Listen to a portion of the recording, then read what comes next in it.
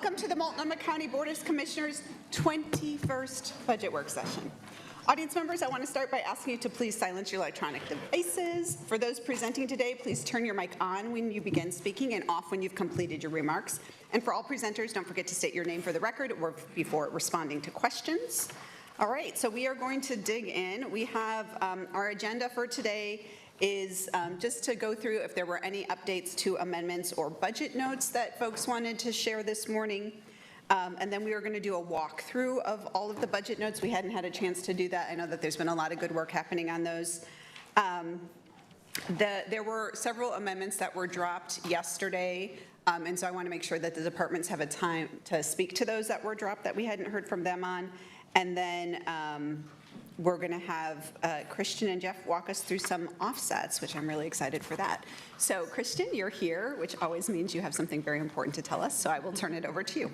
We have budget notes. Do you want us to do those first, before or at the very? I think anything new, any updates, anything new, we'll just do right after we get done with Christian. We'll get done with it. No pressure. I'll go fast. No, you don't. There's no rush. Good morning, everyone. Christian Elkin, County Budget Director. I use she, her pronouns.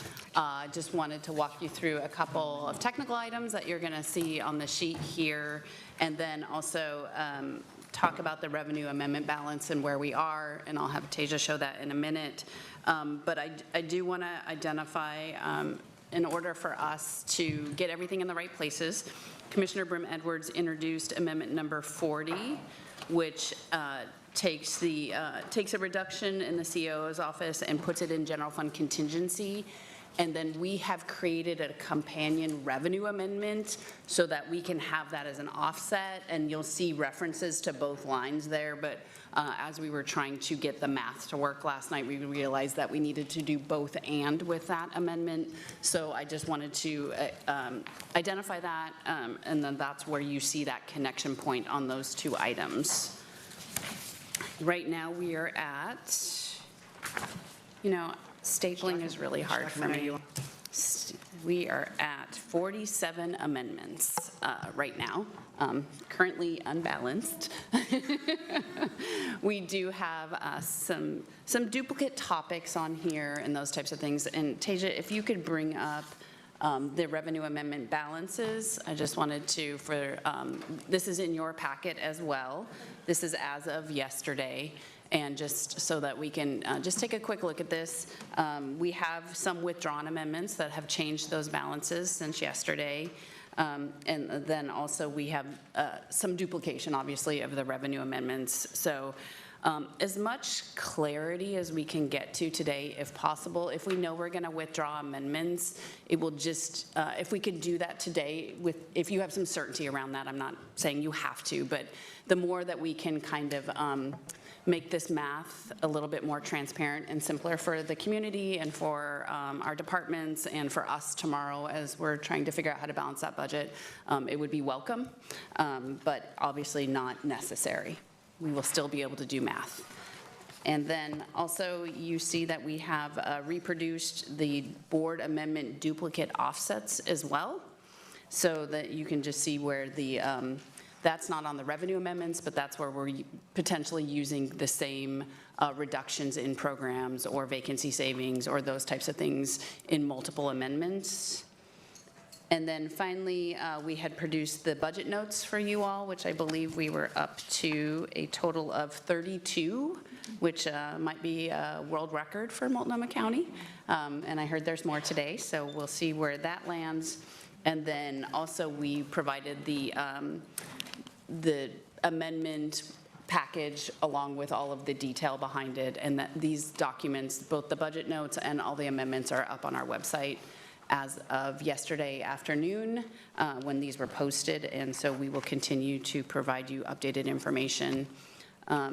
As a reminder, we are overspent in the revenue amendments 1 and 2 by about $3.2 million. Amendment number 4 by $161,000.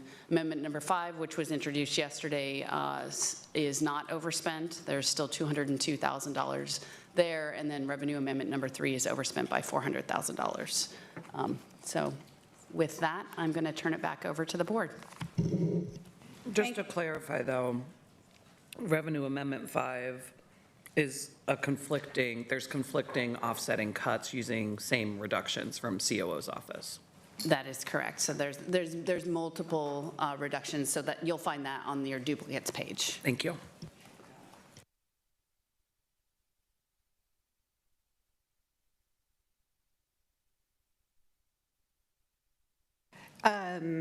I was going to ask what Revenue Amendment 5 was. So that's from the CO's office, and that's also reflected.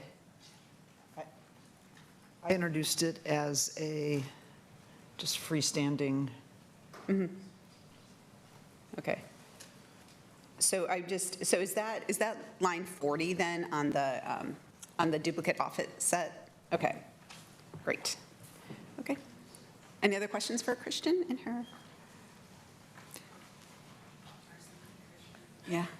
She's like, I gave it to you. And you so spent it. one question on the spreadsheet, on vacancy savings, you have it, looks like it booked as ongoing, wouldn't that be one time only? Commissioner, can you tell me which sheet we're referring to? Okay. It is very likely there could be an error This on one. there. On the big one? Yeah, the Yeah. big one. What line? Which line? Like, and I think this is because maybe I changed the pay for on, for example, 5C. You have an ongoing, but it's actually, Oh, yeah, no, that is in the wrong column. I think we, in the rush, left the number there and just didn't yeah, put I it in think the it's right because column. originally I had an ongoing pay for. Yes, correct. Thank you for, again, all of the changes. We're probably at a 95% rate, which is still an A, but anything that you find, please point out. Yeah, I think it's great. Everybody check their amendments. It to would make be sure. great. Okay, thank you. We appreciate the efforts of you and your team in managing all of this and keeping us informed and organized as much as possible. Okay, so thank you, Christian. So now let's go ahead and talk. Are there any updated or new or updated amendments or budget notes that folks want to share before we dive into the budget note conversation? Sure. You can go, or do you want to? Okay, I'm going to, it's like telling Christian, but I guess. I'd like to pull countywide amendment 21B. I referenced this yesterday, I think in the public meeting. This is the security service protective detail amendment because I'm no longer putting the money in contingencies, and I will be introducing a budget note. So I have a few budget notes and also a couple of amendments, and I'll start with the budget notes. I am introducing a budget note with Commissioner Moyer, and I'm going to just read the description. The County Commission requests a roadmap for how the county proposes to move forward, building, maintaining, and operating the county's permanent supportive housing program. As part of the permanent supportive housing roadmap, the County Commission requests a projection of, 1, the current ongoing permanent supportive housing costs, including disaggregating by project-based and voucher-based housing. 2nd, the cost of providing permanent supportive housing to the total population projected to need permanent supportive housing, including disaggregating by project-based and voucher-based housing. 3rd, the current and projected 5-year cost per unit for project-based and per voucher, supplying both the average amount for each and make available the cost for each of the currently permanent supportive housing units and vouchers. And 4th, a proposed redesign of how the county contracts and delivers PSH support services in order to qualify for Medicaid match. And finally, to provide recommendations to decrease county costs to support a sustainable permanent supportive housing program by January 15th, 2027. All right. Second is, and that is in the spirit of trying to bend the curve and have a sustainable permanent. Can you pass them out before you describe them, just so people Sure. know what you're talking about it? Happy to do that. So this PSH1 duplicates a number of items in an already existing PSH budget note that I've laid down a couple of weeks ago. Is there a reason that these aren't just working together instead of doing two separate PSH budget notes? I'm happy to talk about it when we get to them. but had a specific, Yes, just traditionally, we've actually worked together. happy to do it. Okay, so the second budget note is relating to along and near the 82nd Avenue corridor, a number of sites the county and community-based providers operate to serve the community, including health and human services and also shelters, as well as neighborhood and businesses are co-located on this highly used and shared corridor, resulting in increased waste and biohazards. The county commission requests a proposal to add enhancements to the street cleaning corridor through the city of Portland for 82nd Avenue by October 15, 2026, similar to the model for the Gateway Management District that provides opportunities for leveraging existing services and prioritizes a provider of services who have experience with East Portland and its neighbors. This is very much modeled after the 122nd Avenue Gateway corridor that, Oh, you passed. Oh, and this is the new no, one. I'm sorry, yeah, Yeah. sorry.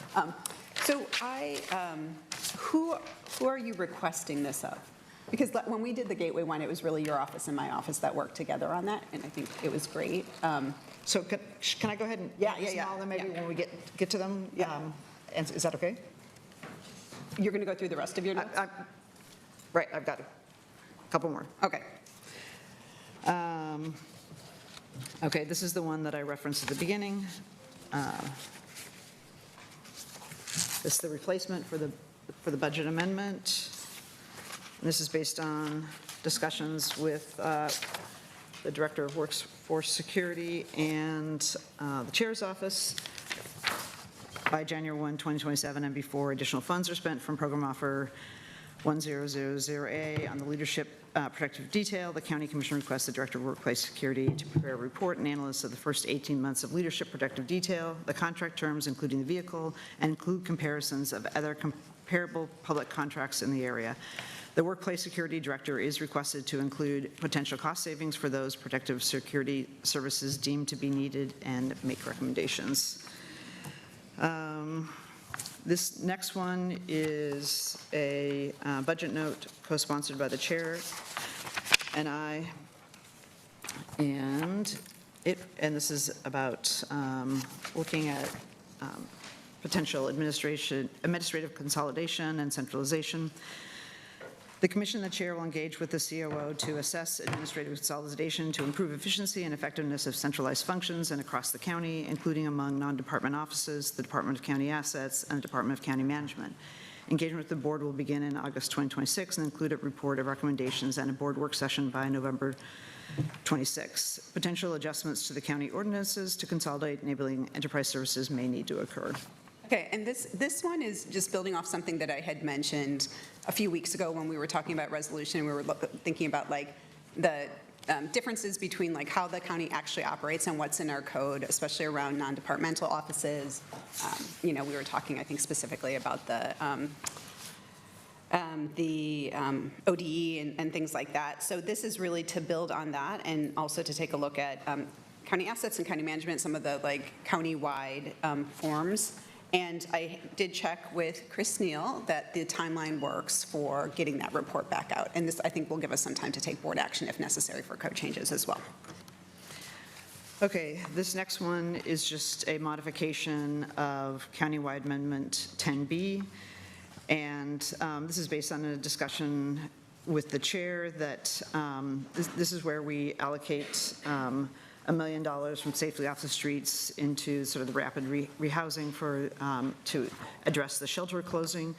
And the change that's been added is that if the Homeless Services Department determines that all individuals currently in shelters that are closing have been placed, the remaining funds would be returned back to Program 30200B, Safely Off the Streets. Again, this is just to really be clear that we don't need to spend all the money if not needed, and it's to go back to that place. And it's actually just an allocation. Okay. And the last amendment I have is it's countywide 15B, and it's the Maria Key, and I'm just aligning the language in my amendment with the chairs. Again, this is attempting to continue to narrow the narrow the differences, to use the chair's pay for. So, Yes, and that's fine. I think we should just, I think there's like, maybe now, like 3 amendments for the LGBTQIS, so I think everybody should just get on one amendment, and I'm happy for, I don't care whose it is, but I just think that that's something that we've all expressed about, so happy to do that. Okay, any others, updates from you? That's it, okay. Why don't we just add these then to the pile for the budget notes, and we'll talk about them as when we go through the budget notes. Commissioner Jones-Dixon, did you have some updates that you were going to make? No. Not right now, no, they're still working on it. They're still working on it, okay, great. And any others? Okay, great. So I have a couple there updates. This is for County Amendment 43B. It's just pulling out the YFS Legal Services. It was moved into a different program offer, so a number of us thought it was actually cut, but it was not. Commissioner Moyer, this is the SOAR we've been talking about. So it reduces this budget amendment to just the MPD Peer Navigator, or the Peer Navigator for $75,000. And then I move $5,000 out of District 2 as part of the offsetting cut into, this one we'll have to update because it's missing from the paper I have, but it's moving into 10A. And 10A, this is a new amendment. This is putting aside some dollars for intentional ramp down of the North Portland Day Center.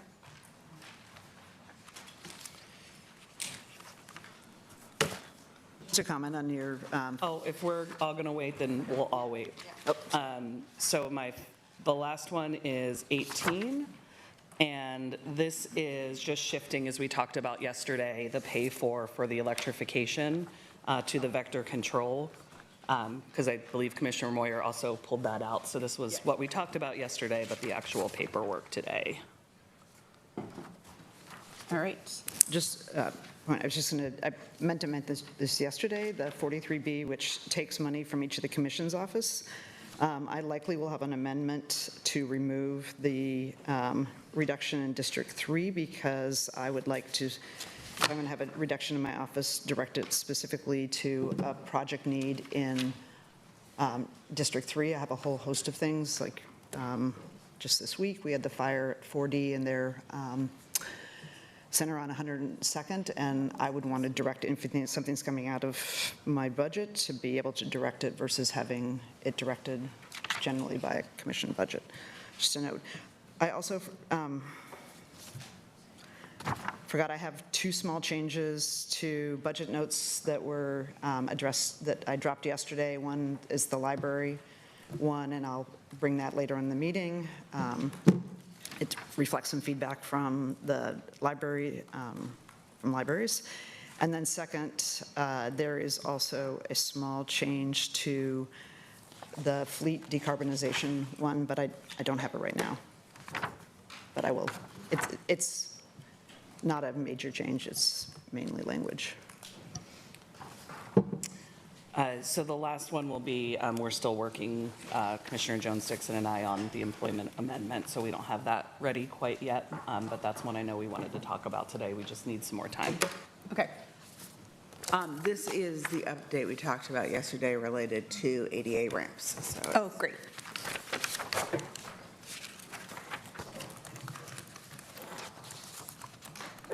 Thanks.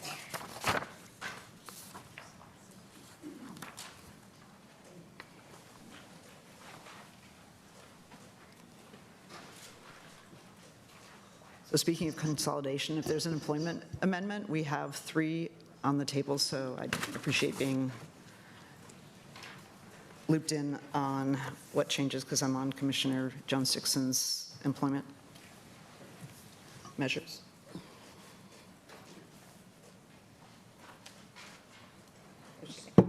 I have a question. Is this how the budget office recommended doing this one? I'm not sure we need to do the 1.75 million from capital construction projects because I think those are, In capital projects. Oh. I'm happy to take any feedback. okay. I just want to make sure, I just wanted to capture the change. yes. Hi, Chair. This one I referred to, I think, to Reagan as belt and suspenders. Okay. Just that the commissioner wanted to be able to highlight in the amendment that there was $2 million in total Yes. going to, and so it doesn't change anything in the budget. It just delineates that a little bit more. It's going to sit in the same pot It's of going to money. sit in the same place. So Okay. she just wanted to be able to show the addition to get to the $2 million. So that was my recommendation. And so now we're all wearing belts and suspenders today. Thank you. Great. We're very stylish. Okay. Okay, so, and then we'll have one more coming around employment services. I know we have a lot to chat about that. Okay, so let's move on to budget notes. So we'll include the budget notes that were put forward today to the pile. So there are, as Christian said, a world record amount of budget notes for this budget. So, you know, as we go through these notes, I'm going to be thinking about like, who's going to be doing this work? How staff intensive is it going to be? What are the county resources that are being used or needed for each budget note? Is the work already being done with the departments? At some point, I'd love to have Chris Neal come up here, not right this second, but like to talk about how, I know that a lot of offices have been working with departments and with the CO's office around budget notes, which I really appreciate, and I know the departments have all had a chance to review and give some feedback on the budget notes, as well as a legal review of the budget notes. But really, you know, I know like last year, the budget notes, the majority of those were done with, primarily by the CO's office, with a lot of heavy lifting from the departments. They do take staff time and resources. We also have a lot of cuts right now being proposed, both in county administration overall and in the CO's office. So I want to just talk about how those things will be balanced, and then how all of the, you know, so just kind of getting a sense of where we are in the big scope of these. And then last year we voted on these as a whole. I think it'd probably be better to vote on them individually if we, you know, when we, just like we're doing with amendments. That's just because there's so many of them. Before we do that, I do- Yes. My amendment is ready to. Your amendment's ready. Great. Let's do that. Yeah, this one is really easy. We heard a lot of just feedback regarding the offsets for employment services. So this is a new amendment for 31 for employment services that we drafted. Actually, if I can get one copy. Thank you. And now we can go to budget notes. Is it 2 pages or No, it's just one page. 1 page? 10 copies. So I'm going to pass around. I'm sorry, Commissioner, you're using my offsets for my budget note or for my budget amendment that we were negotiating and using it as pay-fors in an amendment that you're co-sponsoring with District 3. So my chief of staff's been working with the chiefs on the amendments. I can have them come down and they can come down and share how they came up with that. Well, they didn't, I came up with it, so I'm not sure why. I will just say that when I consolidated with, I mean, I've suggested all along that we do a consolidated amendment, but I had administrative savings, I had the veteran control in my amendment. There also has been, I think, a lot of conversations about shifting off so much money out of the previous CPL. bucket you took Yeah, it from. But I think we should. I'm not, Commissioner Brim Edwards, you have spoken to me 0 times about the employment amendment, so that's why I had been working with Commissioner Jones-Dixon prior to you putting your name on his amendment, which is fine, but this isn't it yet. So I would like us to keep talking about it, or it needs to revert back to yours, because I would use my offsets for something else if it's not going to be my amendment. got it. So- Understood. let's move on to I budget notes. suggested at the very beginning that we try and, because I laid down the first employment package that was paid for, and I suggested we try and with them all together. And if we're going to have 3 people, we have to do it in public meetings. So I have mentioned Yeah. in public meetings. So And I that think we should. requires you to actually then communicate. I did communicate in a public meeting. I suggested we try. So I don't want to just keep going back and forth about it, but I've laid down the first employment budget amendment. I had a bunch of pay-fors that I now see in this budget amendment. This is not, I'm not comfortable with the way this is written yet. Okay. We'll continue the conversation. Thank you. So what I'm hearing, just because I do think it's important, I mean, I think it would be great if we could get to one amendment, just like with the day services, right? We don't need to be voting on multiple amendments, especially if we're narrowing the pay-fors, which we need to do in order to get to a balanced budget. So I think it sounds like we have at least 3 commissioners who are interested in working on this, so you can all be on the same amendment. This has been said publicly. I think staff being able to work on things, it sounds like there's already some staff conversations that are happening, so I think that can continue that. And then either later this morning or this afternoon, or even tomorrow, if it takes that long, we can see what. Okay, yeah, so when we come back this afternoon, maybe we can start off with the employment services. Okay? And all right. Great, I was just handed a bunch of papers that I don't know what they are. Okay, so. Maybe just because we have 3 people and just to stress, maybe we have the chiefs of staff work together and have a new amendment that we can have in a public meeting, 3 co-sponsors added to it. I'm just saying it in a public meeting just so, because we can't have a serial meeting. Yeah, that's, Yes, I think that's what I just. I think that's, yes, the intention is to have one amendment with 3 people on it who have all said their support for employment services. Great, okay. All right, let's go back to budget notes.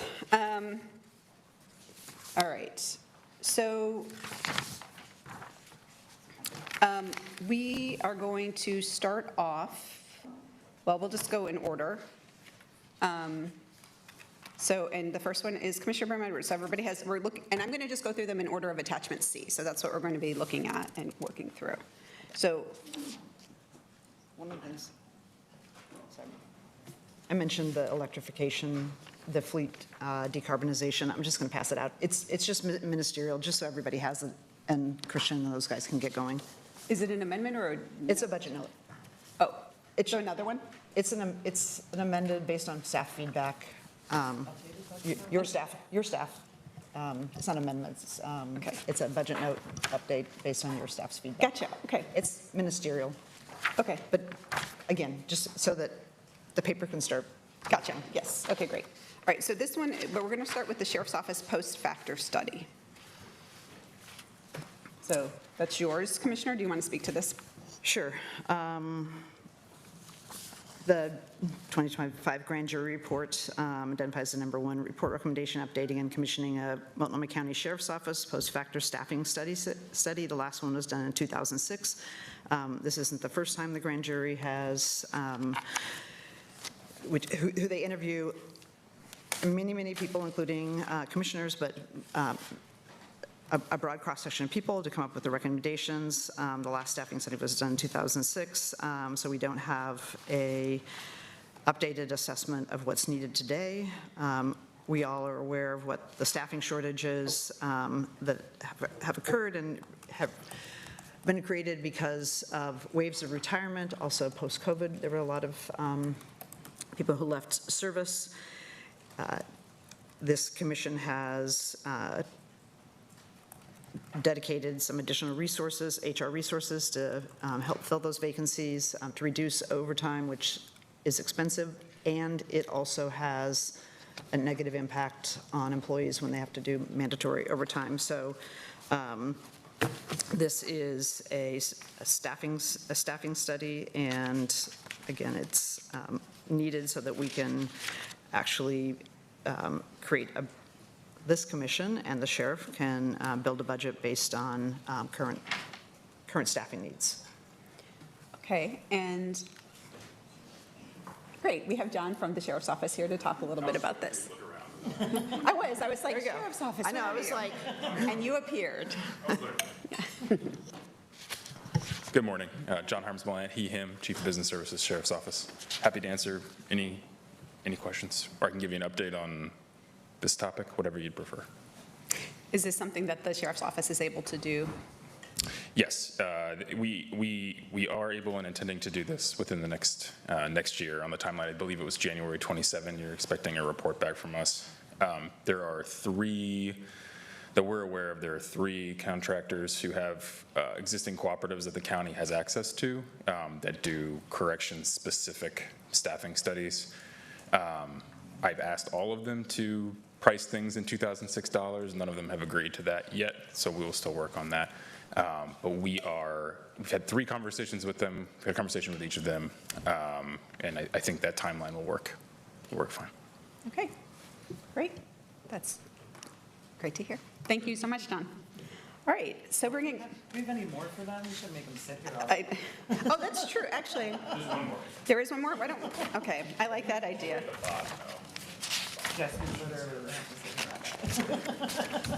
Unfortunately, they're not. Do you remember which one it was? What? 10. Okay, thank you. Thank you. From the back.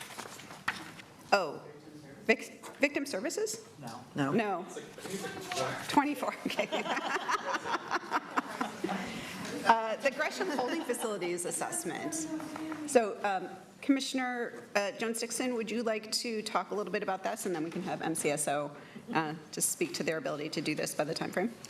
Yeah, definitely. So the city of Gresham, they have a holding facility there at City Hall connected to the police department, and it has been utilized or operable for the last 10 years, at least a decade because of staffing cuts.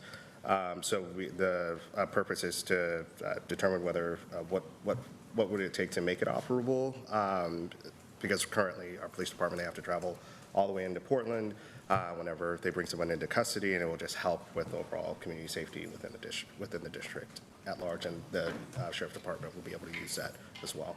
Is there anything that you would add to that? No, just the prior instantiation of it, like we've looked at the costing of that and kind of played it forward, but really it's apples and oranges, so we would need to have conversations with Gresham and other partners and figure out what that looks like operationally now, but we'll be prepared to do that, come back to the Okay. board. Great, so we'll look forward to the report back in November. All right, I think you're done. So we'll try to group them, but with 30, it's probably not going to be perfect. Okay. I just figured there wasn't much for them. Yeah. All right. Sobering and Crisis Stabilization Center, Commissioner Moyer. Yes, this relates to our ongoing work as we are planning out the programming and funding for the new Crisis Stabilization Center. I think we've all learned an important lesson about it is really important how you set up a program for its long-term sustainability. And I really want to make sure that we are doing the necessary conversations about the services that we are providing, if they are matching what is needed in community, and that we have identified a way to ongoing support those services. And I'm partially in response to, I think, a sense that prior commitments are not being met by some of our partners, and so we may need to think twice about assuming that there is $1.9 million coming, or that they may no longer value that service to the degree that they once did if they're not willing to pay for it.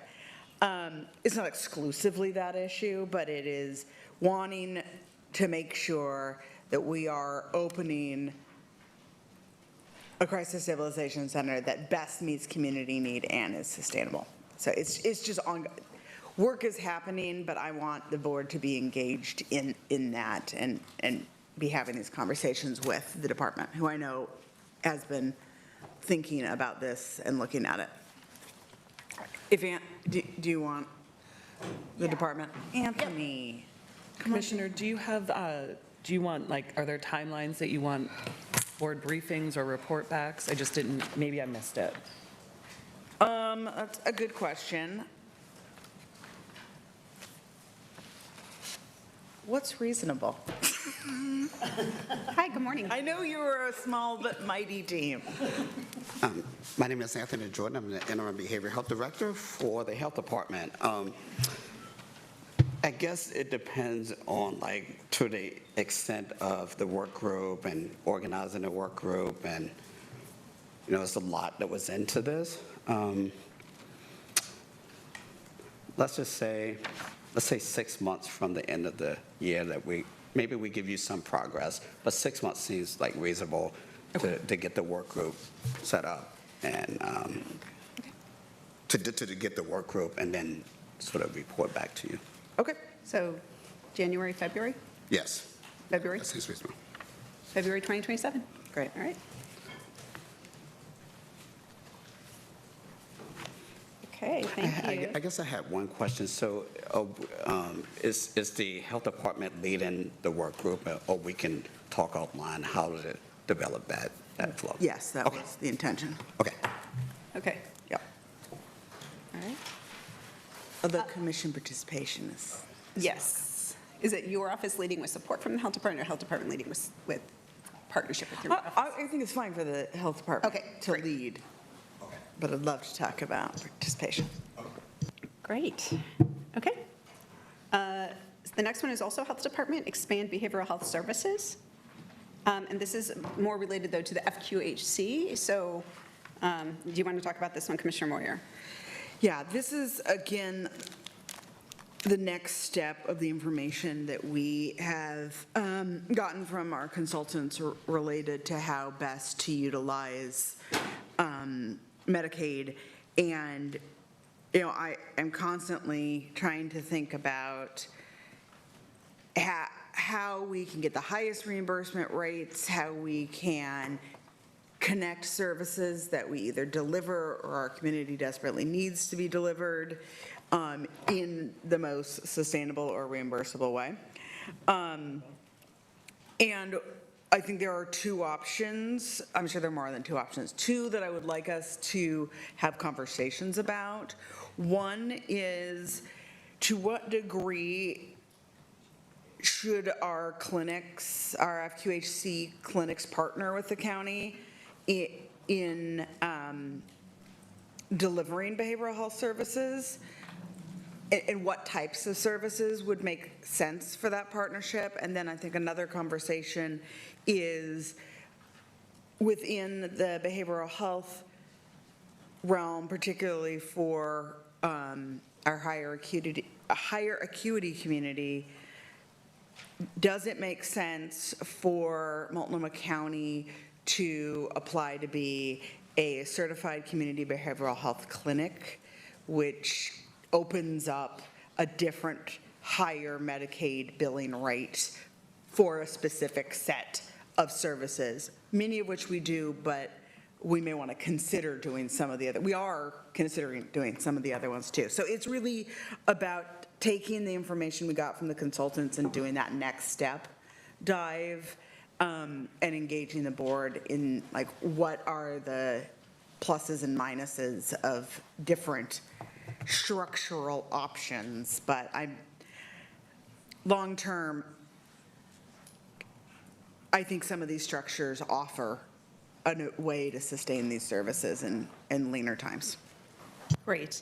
And I know that, you know, with our FQHC, the CHCB, the Community Health Center Board, also plays a big role. So thank you so much for being here, Adrienne, to represent the FQHC and talk a little bit about how this could work, how this work can move forward in partnership.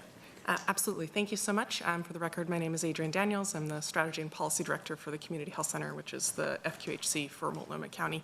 I think the important thing around the sort of budget note conversation in this topic is that we've had multiple goals around how we evaluate behavioral health services, meeting the needs of our community.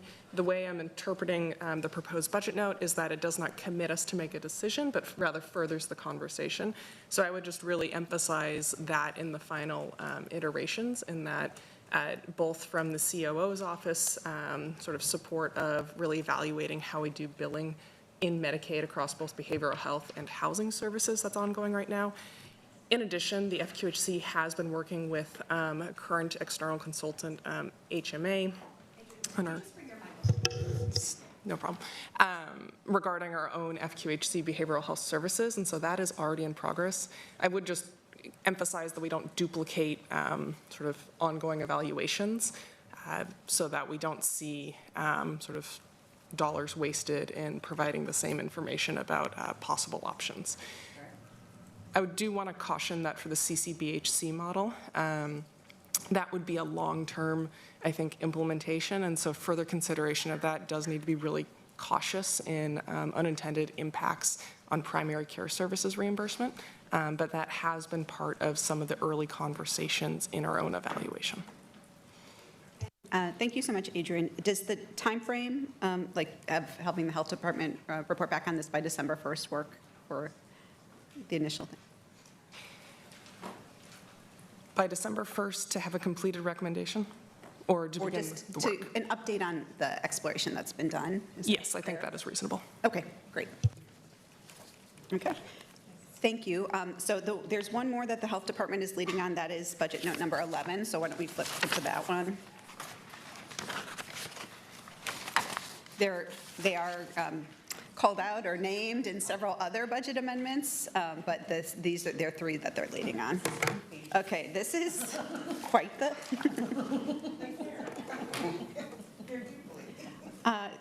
Anthony, welcome back.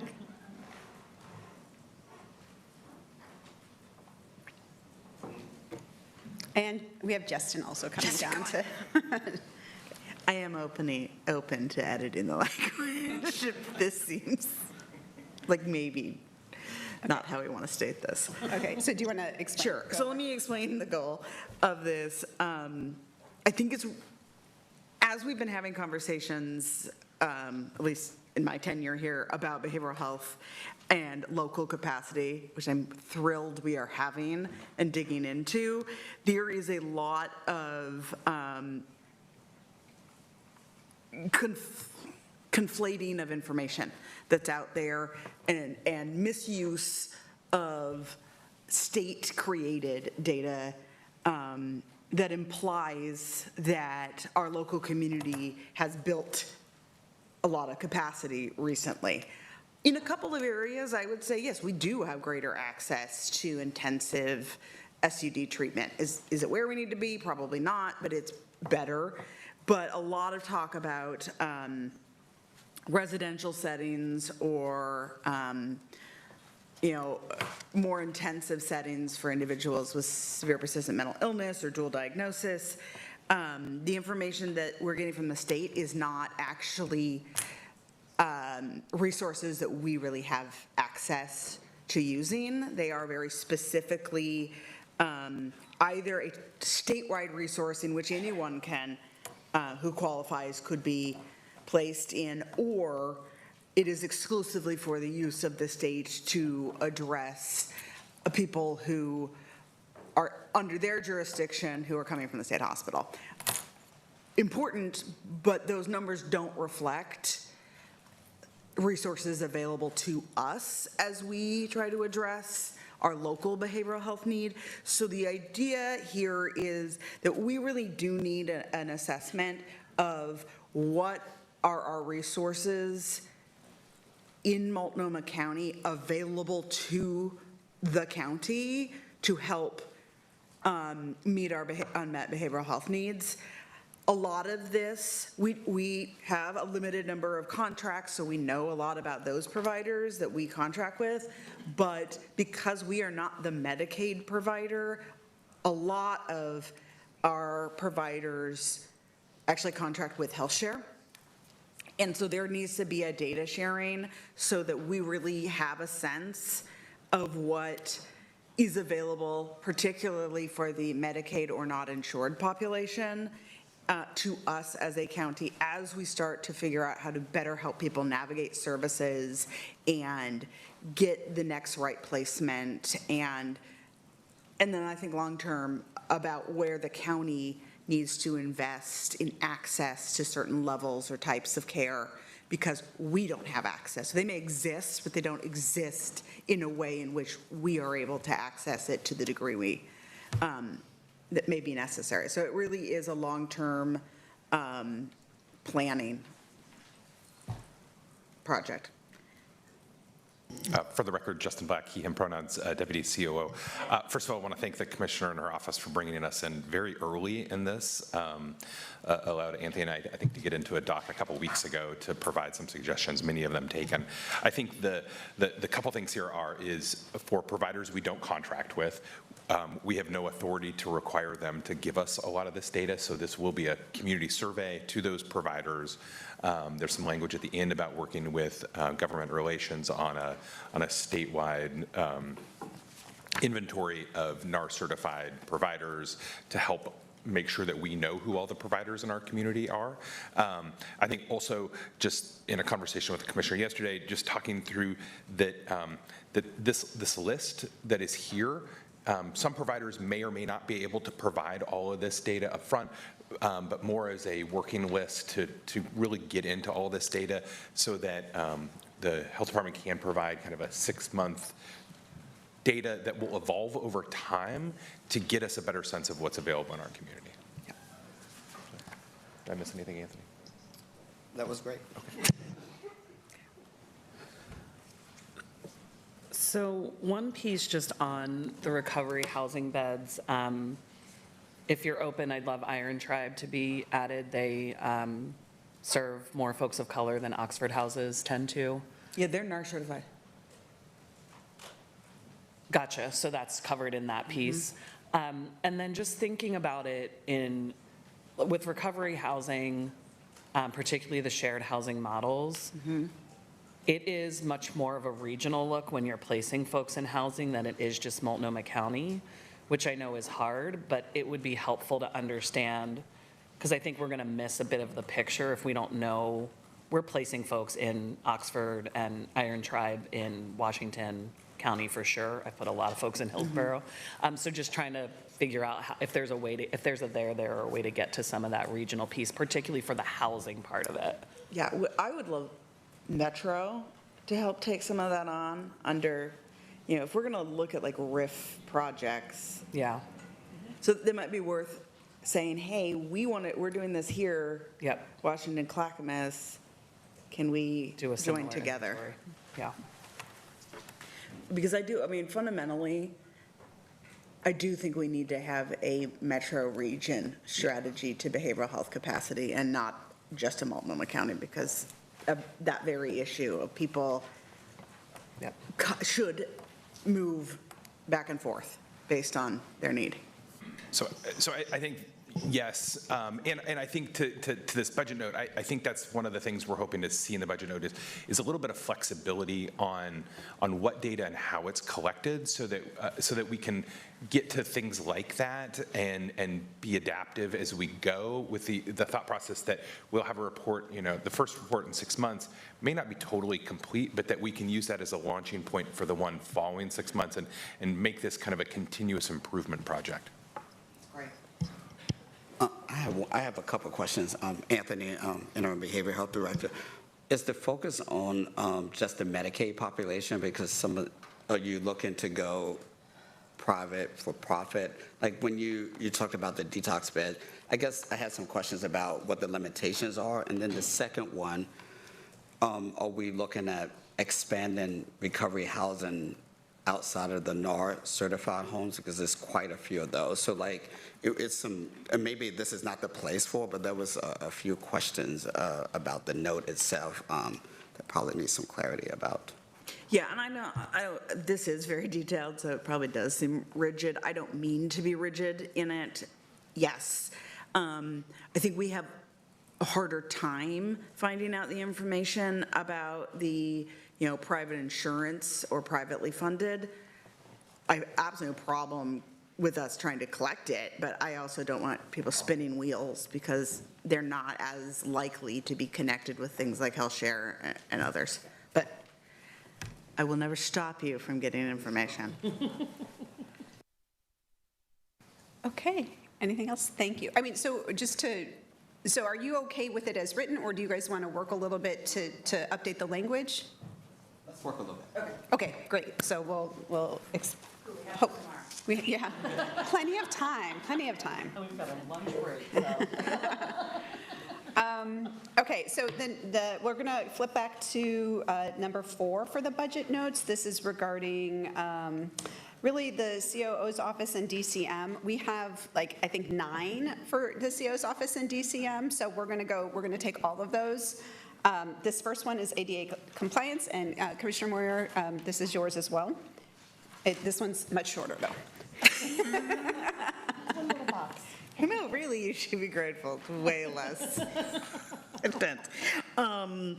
So I spoke to this when I introduced it, but this really is to address both my experiences that I have been made aware of at the county, and a reflection of our employee satisfaction survey is we have a real issue as a county with consistent application of the ADA, both for how we address ADA and ADA accommodations for our employees, as well as how we address ADA accommodations from the public.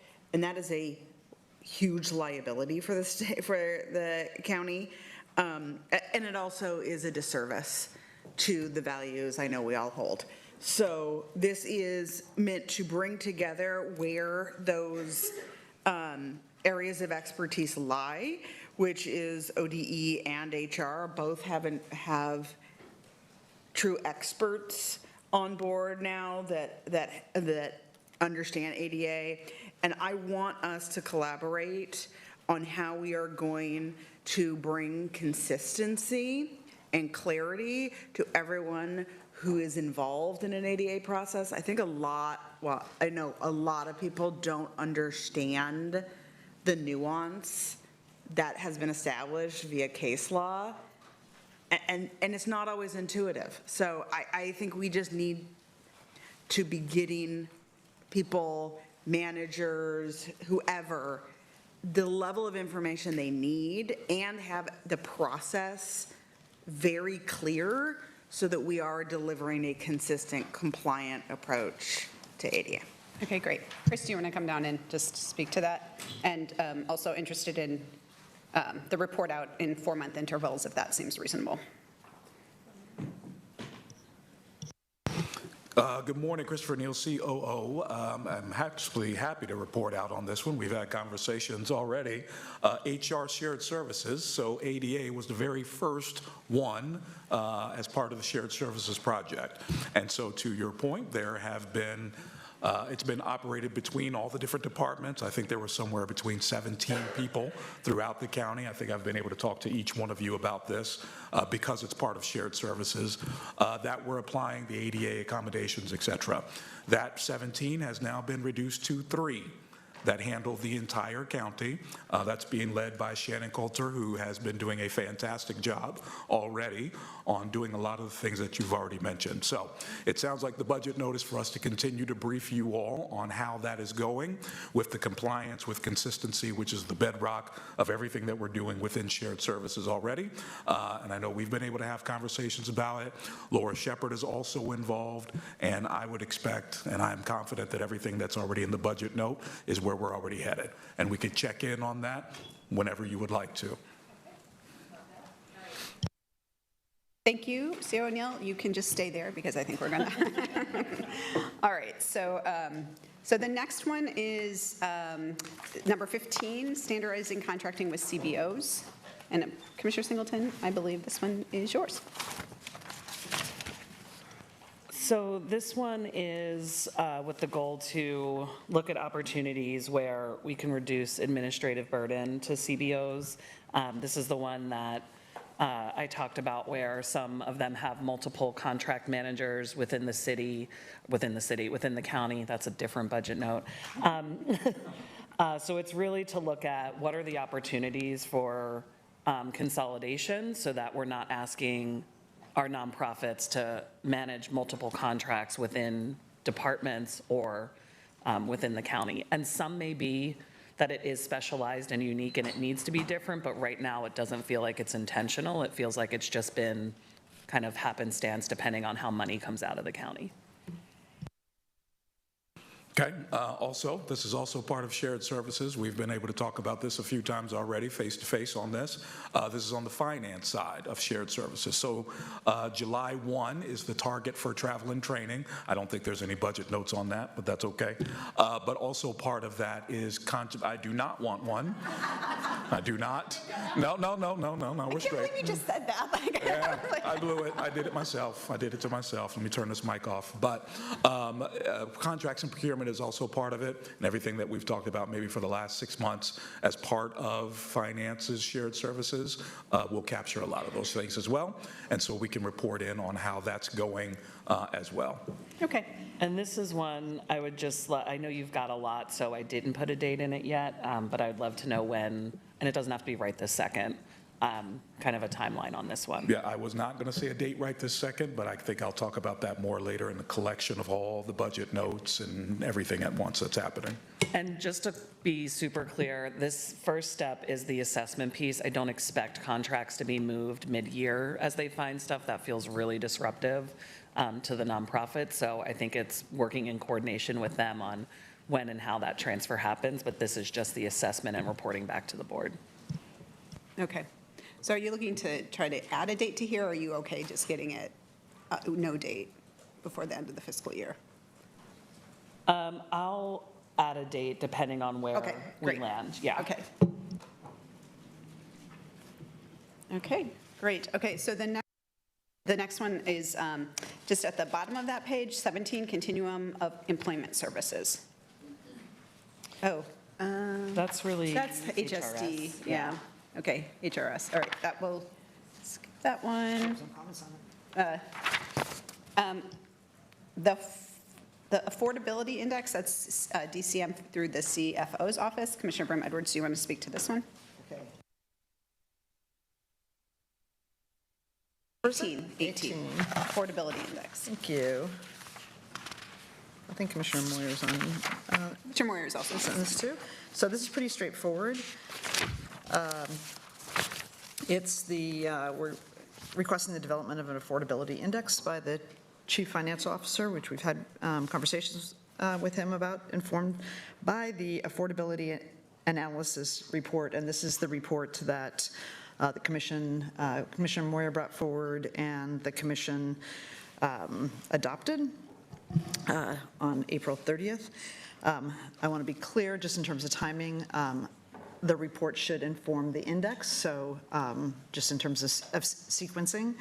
The index will consider various factors, including but not limited to the affordability of rent and mortgage, food, utilities, childcare, transportation, healthcare, and education. And as we know, with whether it's the Trump tariffs or the war with Iran, prices on a whole host of things are going up.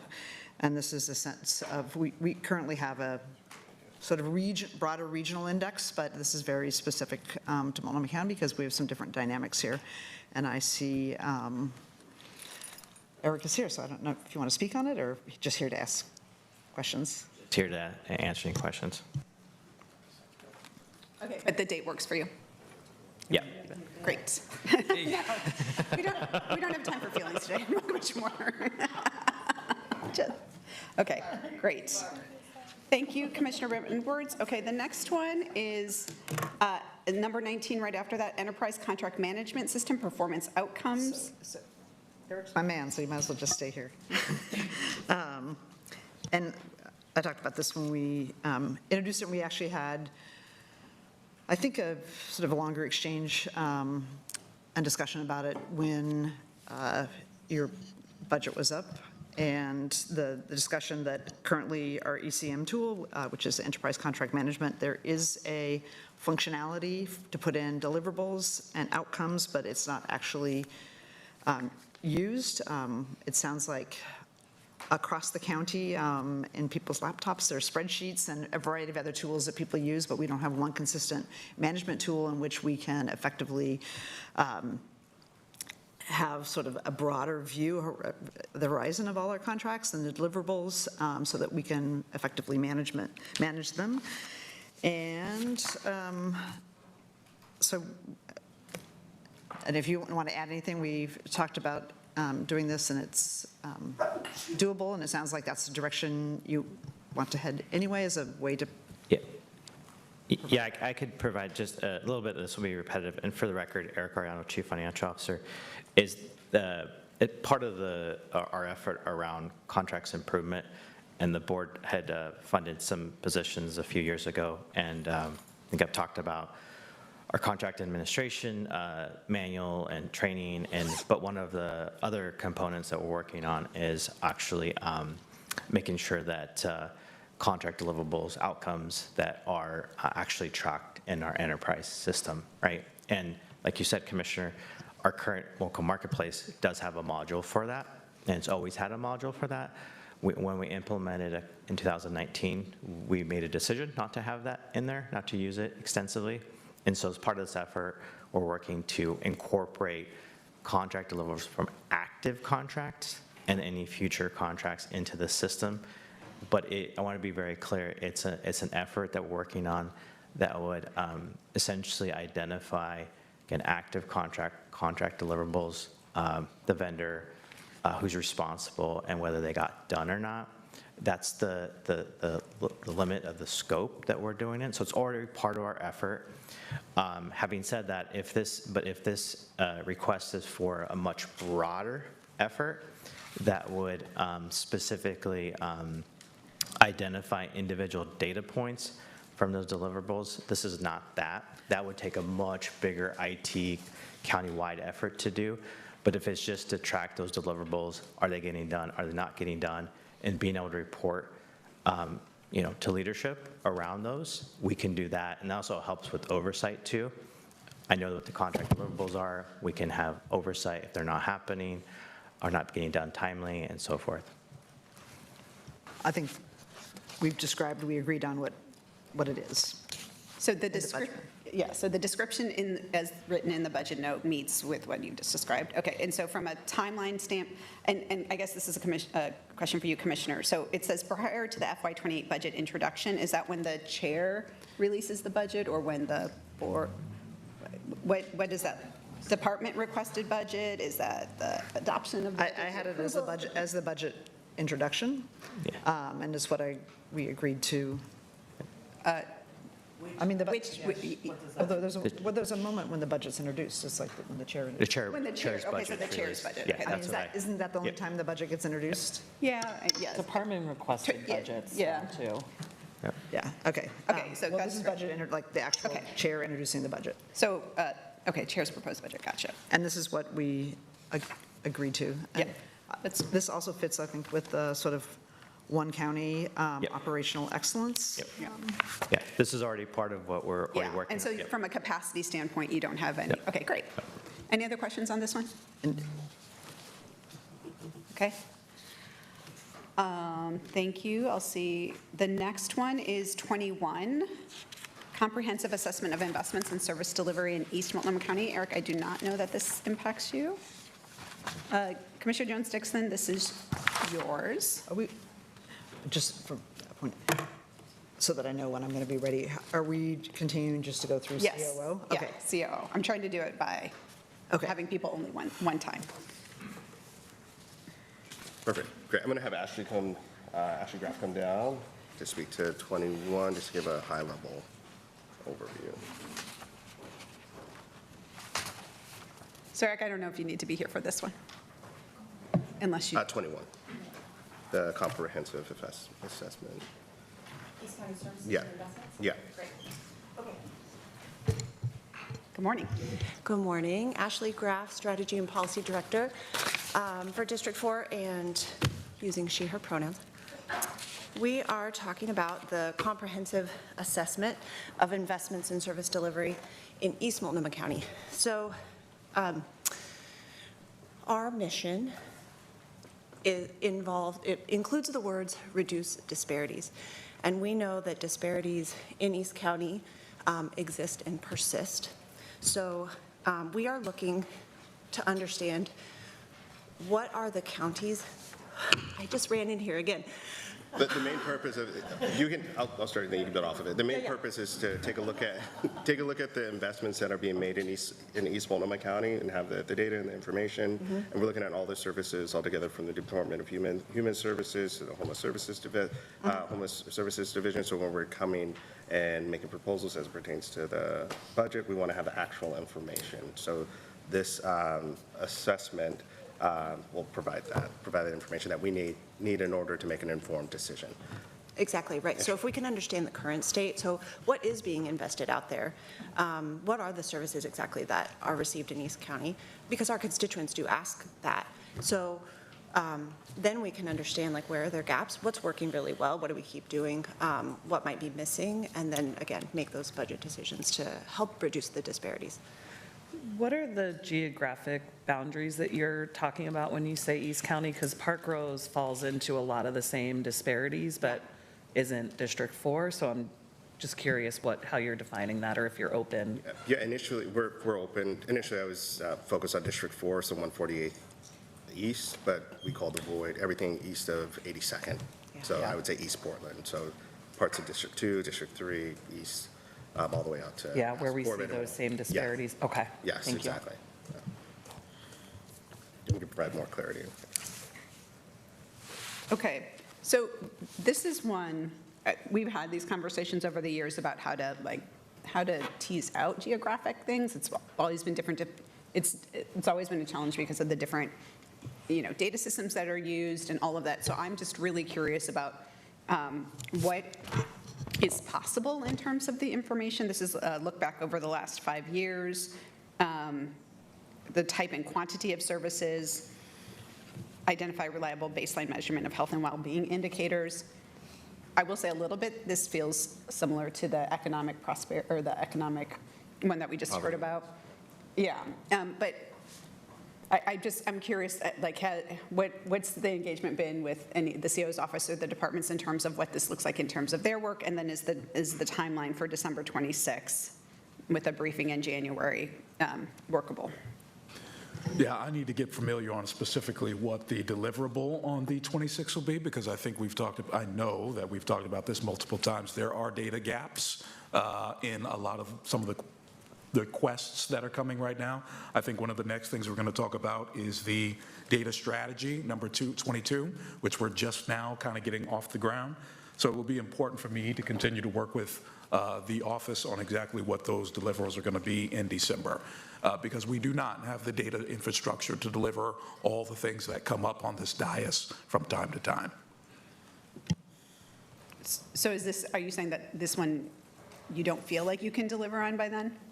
I need to make sure I clearly understand what the ask is before I say yes for December of 26. Okay. Yeah. Okay. On top of the others. Yeah, no, absolutely. I mean, that's what I did, right. I mean, I just know over the years what data we have and haven't done, and actually getting the data by December feels, so I think it would be great to have some discussion, I think maybe on what might be realistic for sometime in the next fiscal year on this. Okay. Because I understand what you're getting at and why. Yeah. I also don't know, and this is just, I'm just putting out this, I don't know if it's harder or easier just to do that for the entire county by district. Like if you're doing it already for East County, would it make sense to just be doing it for the entire county by district at that time? Yeah, I would recommend that we would do it holistically as a one county approach, but then that also adds to the deliverable. So yeah, I don't know if that's harder or easier. I just say that. And I will just say, as the former director of the Homeless Services, that's a lot harder. I think there is tracking of what's being invested in East County. Commissioner Stegman was a huge champion of that as well, and so I think that breakout exists a lot easier. Not that I'm opposed to it being by all districts, but I don't want what he's looking for to get delayed because we're trying to figure something out about splitting out the city of Portland into a bunch of different ways. Yeah, and that's at the heart of it. So we'll provide further clarity for 21, 22 touches the whole county as far as the data and information around outcomes and the services at large. And Ashley, do you want to share? Or are there any more questions about 2021? 21, I think that, no, And those just, are great. I think we're Great expecting like probably an update on this one based on what, okay, great. All right, 22, moving on. Okay. 22? I'll kick it off. So the source of this, the beginning of this idea, this budget note, is the commissioner's interest in understanding how our services are performing for our communities and what outcomes they're getting in order to make the best decisions in processes like this. And so we recognize that reliable, transparent data is necessary, and that when we're focused on all the direct services that we do that are so important, sometimes focusing on our data infrastructure systems is harder, even though we know it's important, even though there's been really great strides in the county. So this is something else that would be in the purview of our COO, and we know it's on his mind, but wanted to provide some support for that. So in working with IT and with the Spark unit, we developed this idea where we could support the existing work around the county's data strategy, which sets a vision and how data is governed and collected and shared and protected and used for decision-making.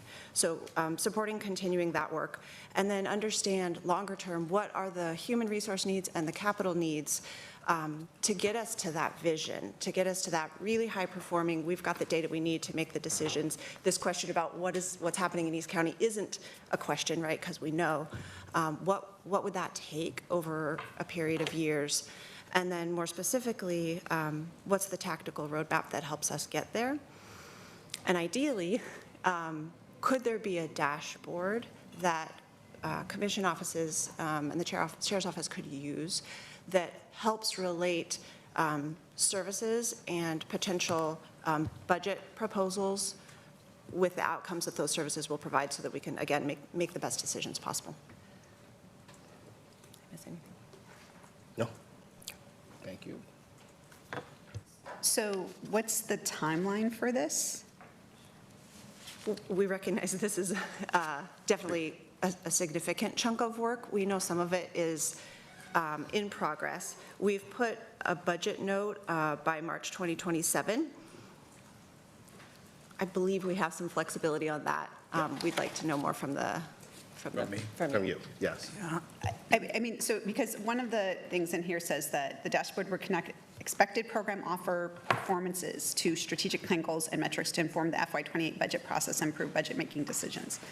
That's very soon. I mean, I know we haven't even voted on the FY27, but I'm looking at Christian and Tracy, and like the FY28 budget starts in like 2 months. So, Yes, we still have a little more talking to do. And so Mr. Ashby and Ms. Elkin, we've been collaborating with them. I think there's a little more detail to work out, but I'll let her speak. hi, Christian Elkin. Hi. Yeah, I'm already planning 2028 right now. So that's one of the things that we've been working with the office on. The other thing that, the change that we made that you all recognize is that we no longer have outcomes in program offers. We changed that this year. That was one of the big changes that we made, where the outcomes are coming in at the division level. And so I think there's some connective tissue to the strategic plan at that level, but the program offers are no longer the vessel for outcomes, and so that would not be something that we would be able to connect to the dashboard in that way.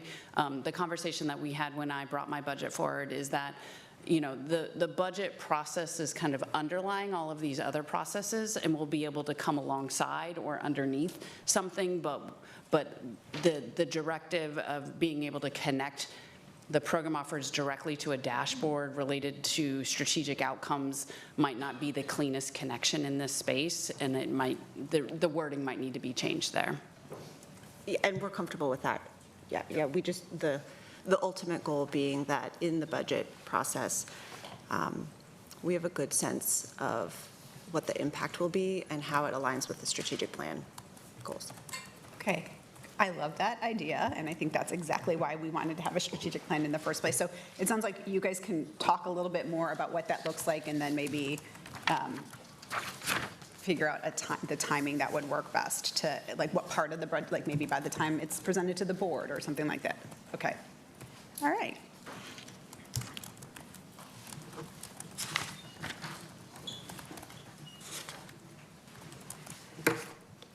Okay, the next one, so I believe Commissioner Brim Edwards, a couple of the ones that you just dropped are around DCM and the CO's office. Thank you, Ashley. Thank you, Ashley. The protective detail one and the administrative consolidation one that you and I dropped together.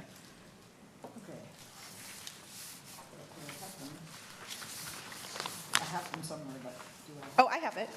Here. Okay, I'll just start with the projected detail. Yes. Here, Good reference. Okay, as I mentioned, this originally had been a budget amendment with putting some money into contingency. I have removed the funding piece of it, or putting money into contingency. This was after conversations with the chair's office and the director of workplace security. So now we've had leadership protective detail for 18 months. It's asking the director of workplace security to prepare a report and analysis the first 18 months, the contract terms, including the vehicle, and compare against other public contracts in the area. So there's other protective security services in the region, and so looking at that, and then trying to identify cost savings, if there are any, and make recommendations. Okay. Doable? Doable. All right. Thank you. All right, any other questions on that one? Great. Okay, and then the next one was the, I think, I might have to have you again. no, I mean, and this was one that you and I did, and I had already said that I had talked to Chris and that the timeline works, so. And this is the management consolidation? Yeah. Yeah, and just, this is something that, heading into the budget process, I flagged, and it's, again, just looking at the coherence, and also looking at the span of controls. There's some fairly small span of controls, not because I think people want to have span of controls, but because they're offices, and just by the nature, there's a few people. So looking at how can we get operational efficiencies and improved effectiveness, and potentially reduce costs by consolidating what either could be considered as like centralized functions that aren't already centralized, as centralized functions, and potentially places where there are, it makes sense to have integration versus sort of a freestanding, sort of more siloed approach. And the chair and I have had conversations about this, and decided to bring it forward. And I think it fits in the sort of one county, but also as we are sort of wrestling with reductions, anytime we can look at how can we get, remove redundancies, get cost efficiencies, we should take a look at it and act on it if necessary. Great, okay, thank you, and I think that's all for you, Chris. Well, I'll call you back at the end to talk about how we're going to do all of it. How we're going to do all the work. Oh, I got one. It's not Chris, it's Eric. But my PFA health insurance one is actually an Eric question, or not question, budget note. which number is that? Oh, it is 13. 13, I love the back row. Helping us out. Health insurance for all, preschool for all. That's right. I tried to stay up here for that one. I know, I appreciate that. Just to briefly recap what the intention of that is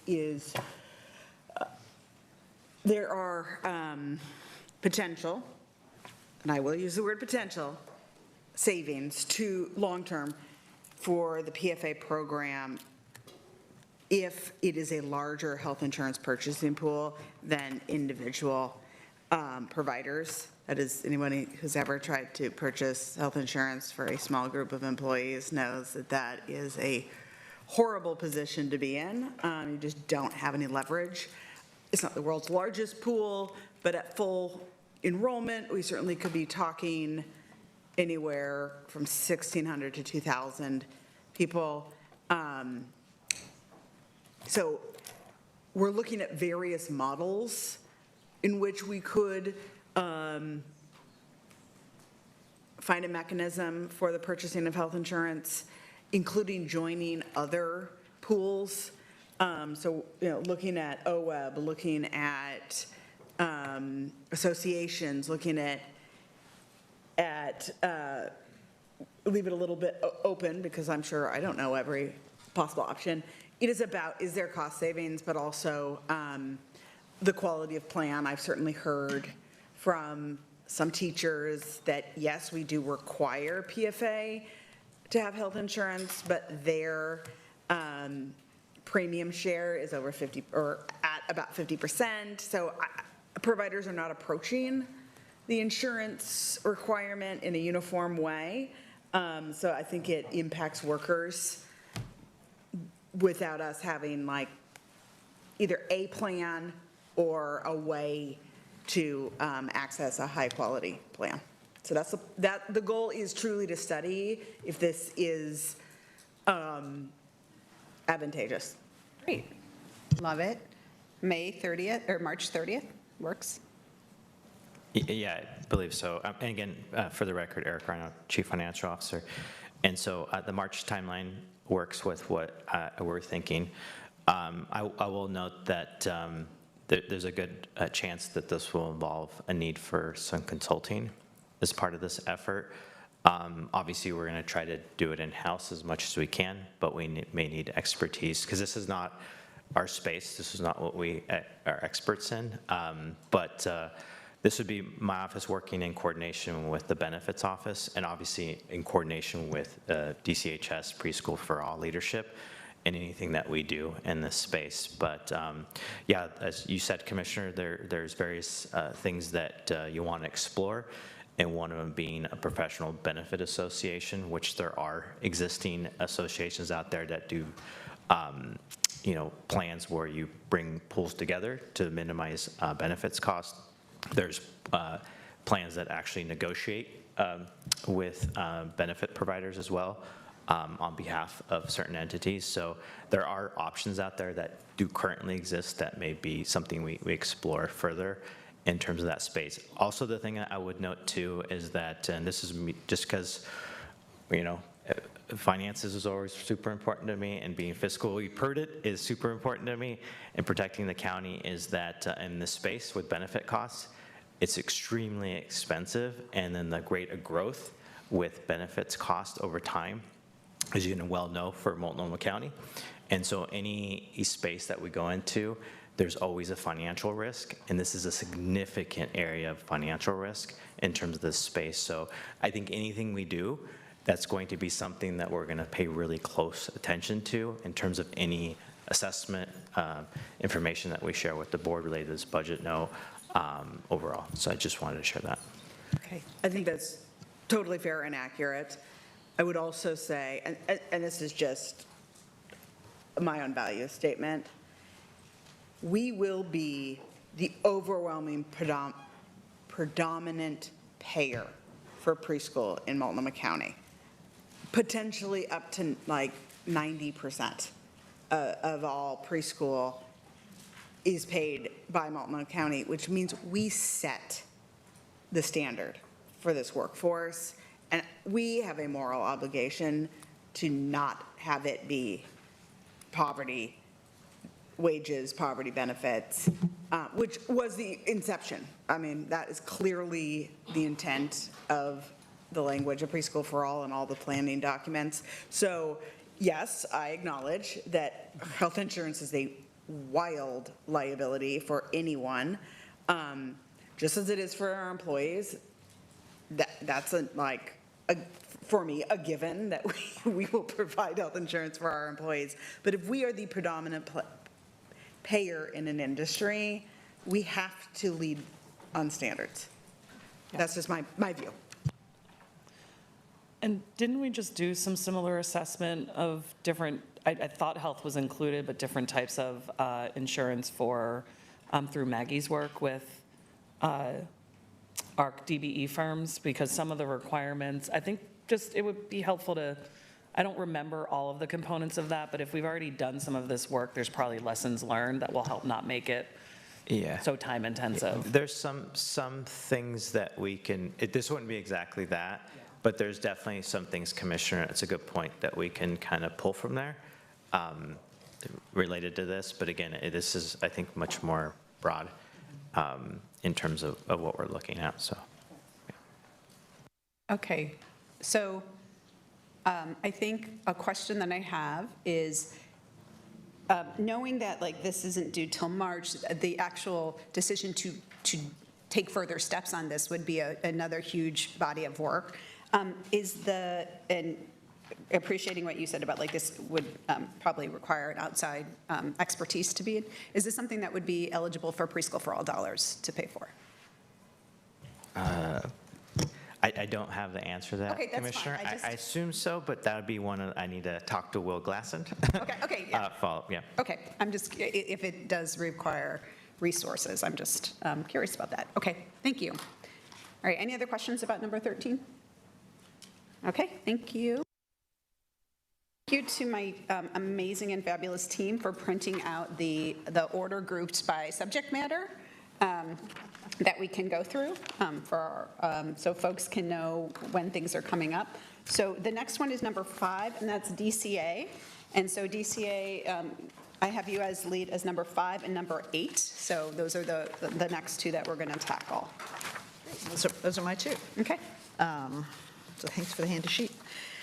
So this is something that we talked about as a commission when we actually took some action earlier this year, and the county had made we purchased the Cook Plaza for $3 million.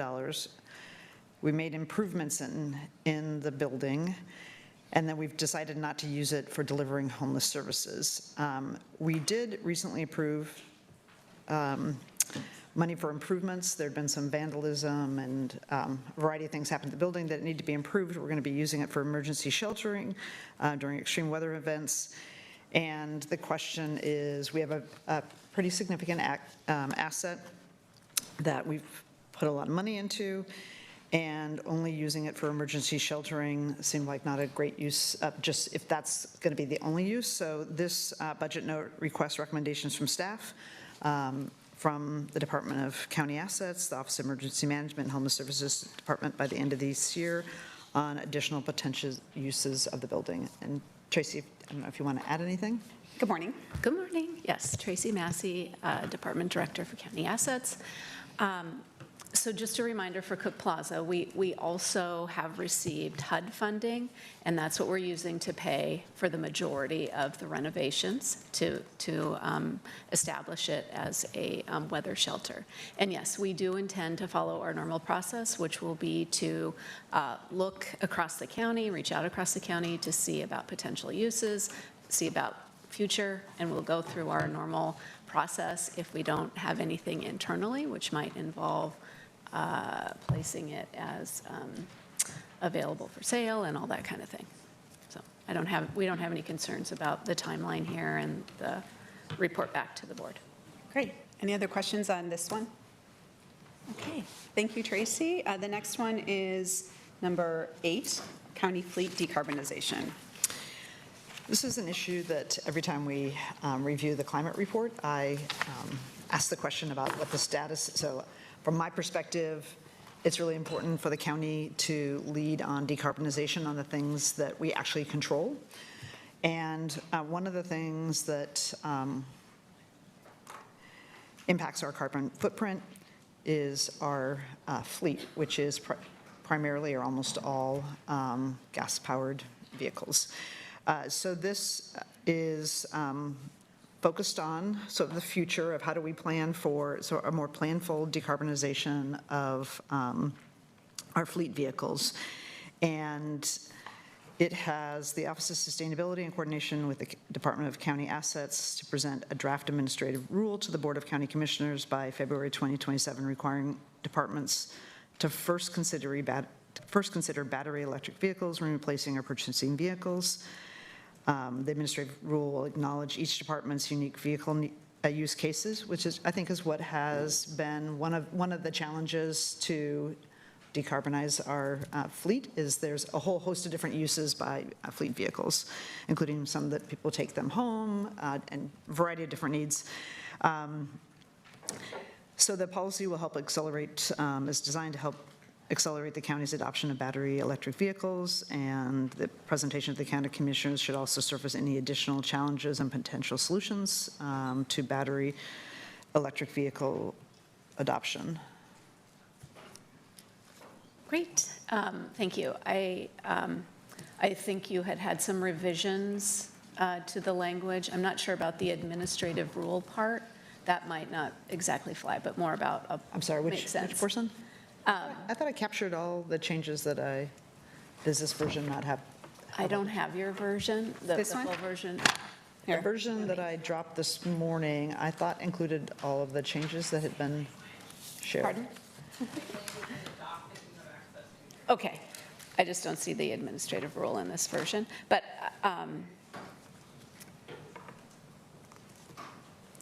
And I'm very amenable because Yeah. it was designed to, I thought, accommodate the changes you had, so yeah, if you have. I think it's good. And with the February 2027 board presentation, it's fine.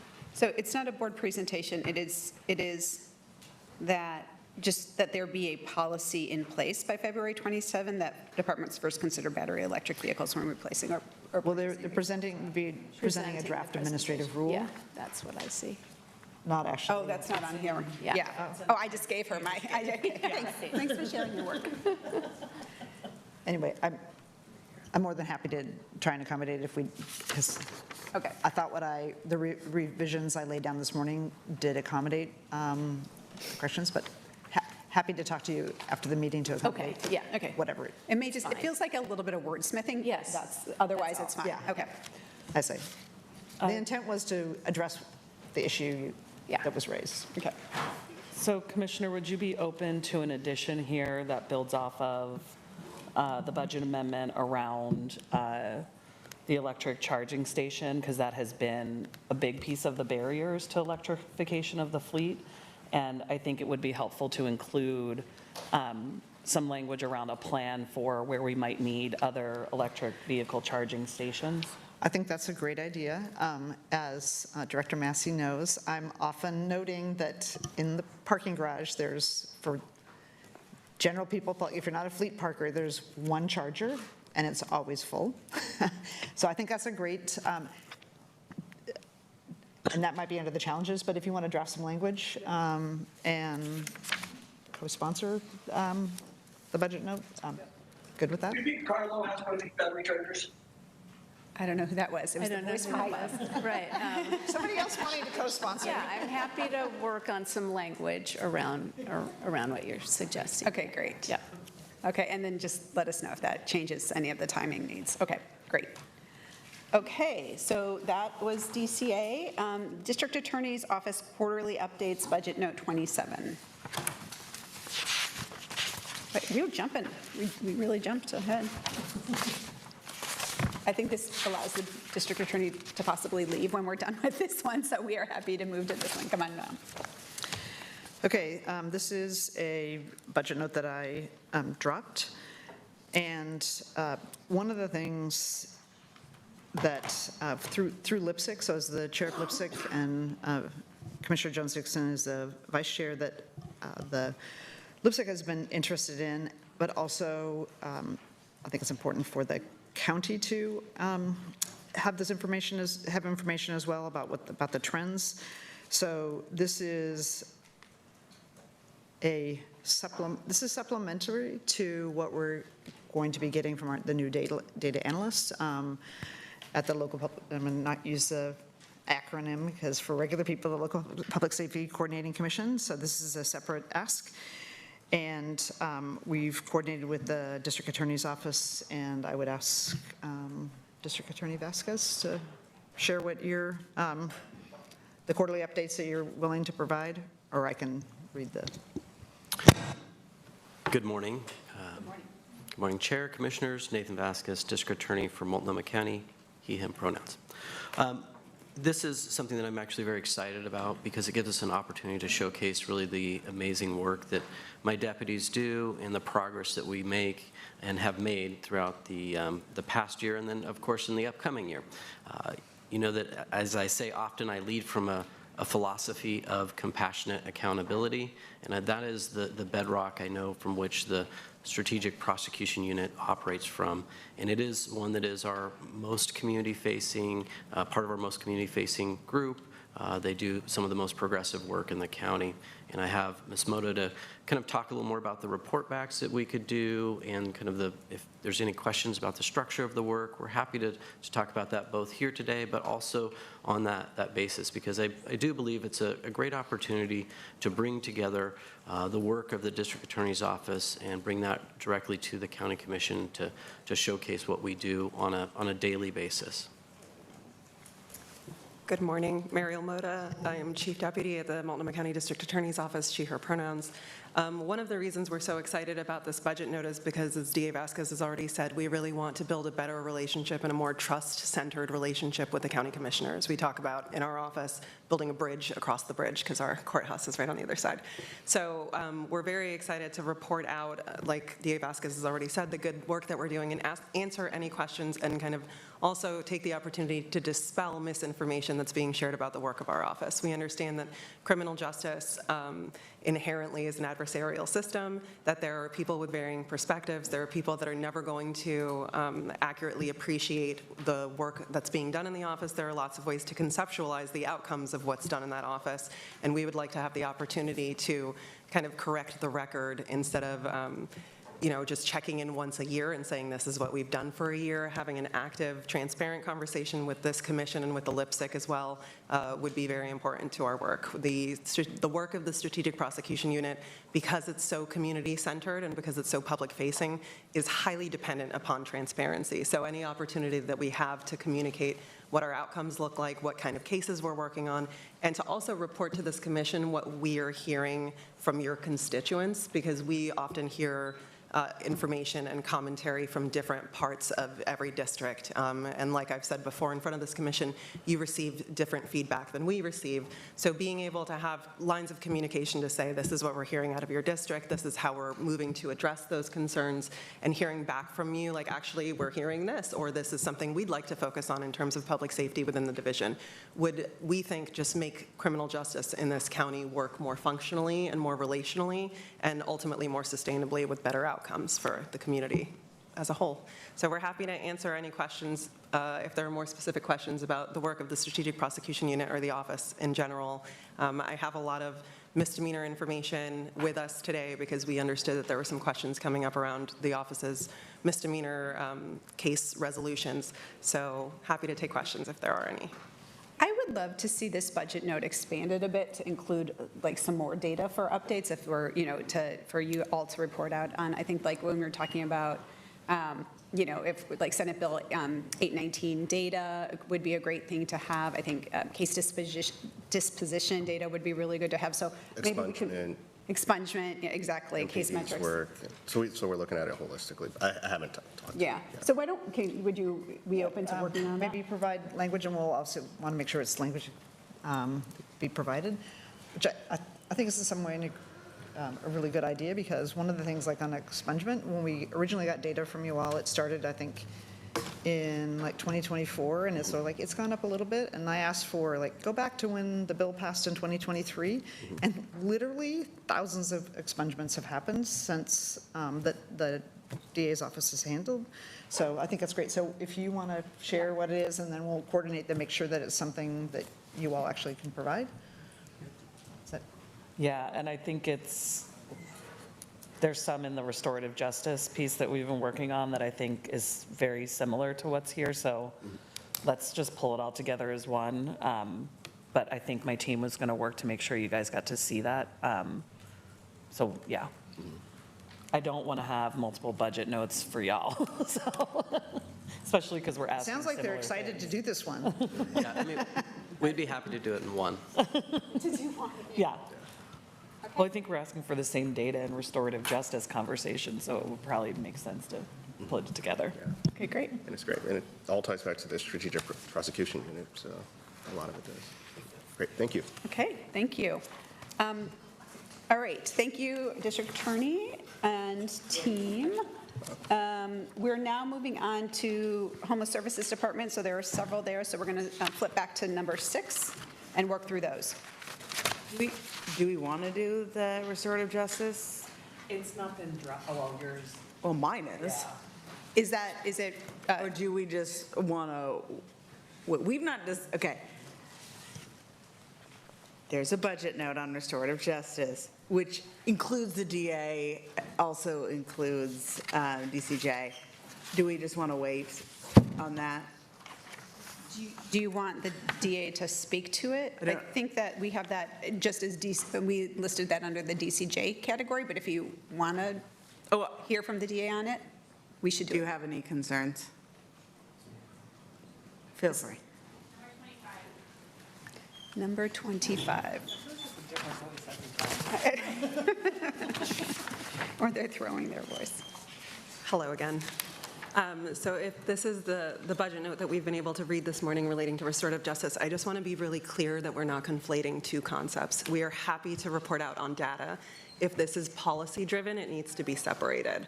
So does that kind of clarify? Because I don't know this isn't about data. This is just, we're moving on now to number 25 and just saying, how do you guys feel about? Number 25 does not have a data requirement. Yeah, hang on, I can help.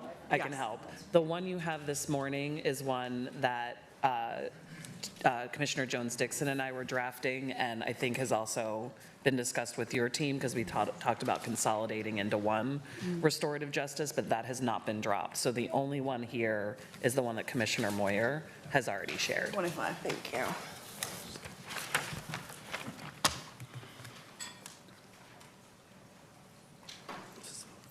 It's mainly the ask of you is participating in a work group and providing recommendations to the board as part of Department of Community Justice, the City Police Departments, Multnomah County Sheriff's Office victims, advocates, and community partners. Yeah, and it has a corresponding budget amendment to hold $250,000 in contingency. Sorry, and that budget, the contingency just is in a holding pattern, or does it go to Yes, to specified see, source? so if the work group comes up with a recommendation that would be available to the board if we so chose. I mean, of course, we're happy to sit through with work groups and go through to try to look at how we're utilizing. I know that internally we did that extensively this past year. We expanded our juvenile restorative justice kind of, I would say, almost tenfold. So, we're happy to find those opportunities to improve. Our ongoing concern is always, when we talk about on the adult side, is do we have the resource available inside of our office to appropriately manage, to make sure that this is being done equitably and in an efficient and appropriate manner. Okay, thank you guys. I think that is the last one. Moving back to number 6, HSD. Hi, Anna. Good morning. And Nathaniel, good morning. And Sarah, good morning.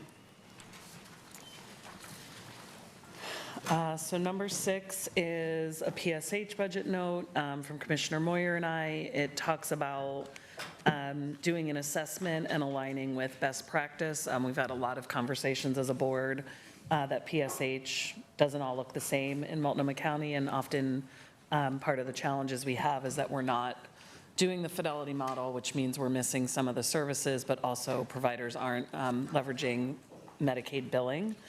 So this is an assessment of PSH that will pick a fidelity scale. There's a couple that are listed in there. One is the SAMHSA PSH fidelity scale, and the other is the Pathways to Housing.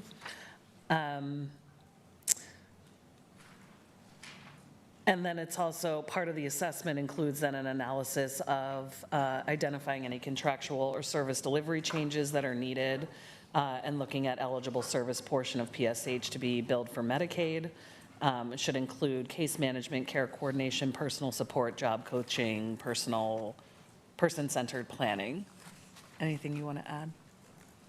Yeah, thank you, Commissioner Singleton, for working with me on this. I think we've had lots of conversations about how we meet the emerging needs of individuals who experience homelessness and behavioral health issues. This is, I think, that constant improvement process of looking at what we're doing, looking at the challenges we're still facing, but also trying to figure out how we leverage our limited resources with the benefits that these individuals are entitled to. I think we are all well aware we have a problem with the state as a partner on that. We are working diligently. But I think this is an area that other jurisdictions have figured out with their state Medicaid authority and the federal government on really how to bring in those Medicaid dollars for the types of services that Medicaid will fund, and really preserving those very flexible dollars for the housing portion, which Medicaid will not fund, and some of those components that won't fit into that. So this really, sometimes when we ask you to look at system improvement, it's actually a maturing of a system, and I think that's what this is. This is, we have set up a system from scratch, and now we're doing that next evolution of trying to figure out, like, okay, how do we have it leverage as much money as possible and deliver the right level of care for some populations that have some intense support needs.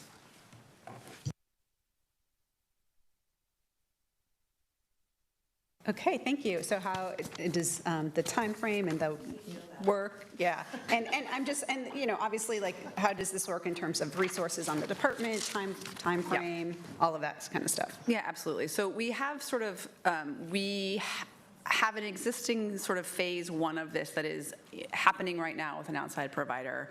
There's a sort of looking at sort of the very first phase one. I see there's sort of a phase 2 and 3 to the fidelity assessment. I would call out that we would likely need to continue to use an outside person, and we don't have any funding identified for that particular fidelity assessment to perform the fidelity assessment. And December feels short for the level of analysis that we are looking for. On top of all the other, we have we're lead on 7, and there are 11 total budget notes that are HSD, and none of them have resources identified to perform the work. And so just looking at what we're able to do in the time frames identified is something I just want to elevate. That'll be a challenge across all of the notes. So as always, this is something y'all saw. So what's the different date that you would prefer? Because I have always been open to edits on this. I think we might have to talk across all of them and come up with like a suite of dates that would be workable. Okay. And then the other thing I would say is I've asked repeatedly about your research agenda, and I would ask you to take a look at how to prioritize this over some of the other projects, because I think the PSH conversation we need to land if we want to continue any discussions about being able to go back out to the ballot for SHS. Okay, so we're going to roll through the rest of the budget notes that related to HSD, and so what I'm hearing is that later today you will be able to provide kind of like the recommendations on timelines for all of them? Okay. Sure. Well, we have the crew up here. Oh, they're going to be here for a while.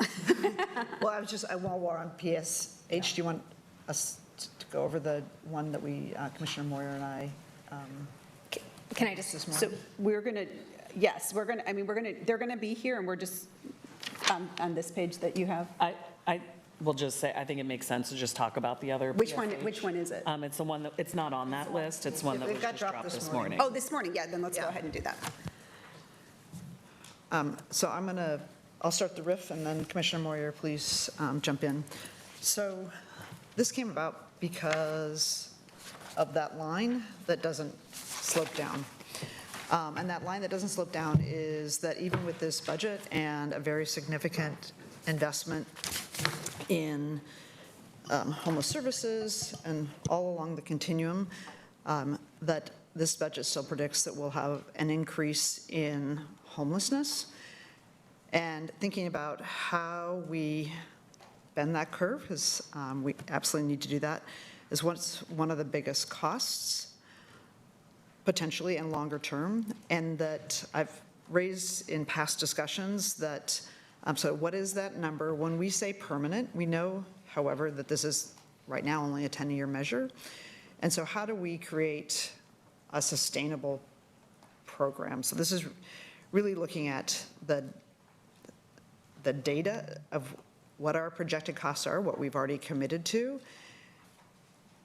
and how we either decreased county costs, and this ties into Commissioner Moyer and the Medicaid match, but that we get in, that we have a sustainable, permanent, supportive housing program.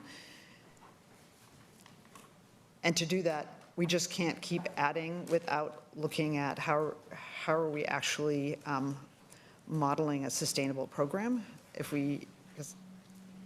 So that's what this is designed to do. Commissioner Moyer, do you want to speak? Sure. I agree that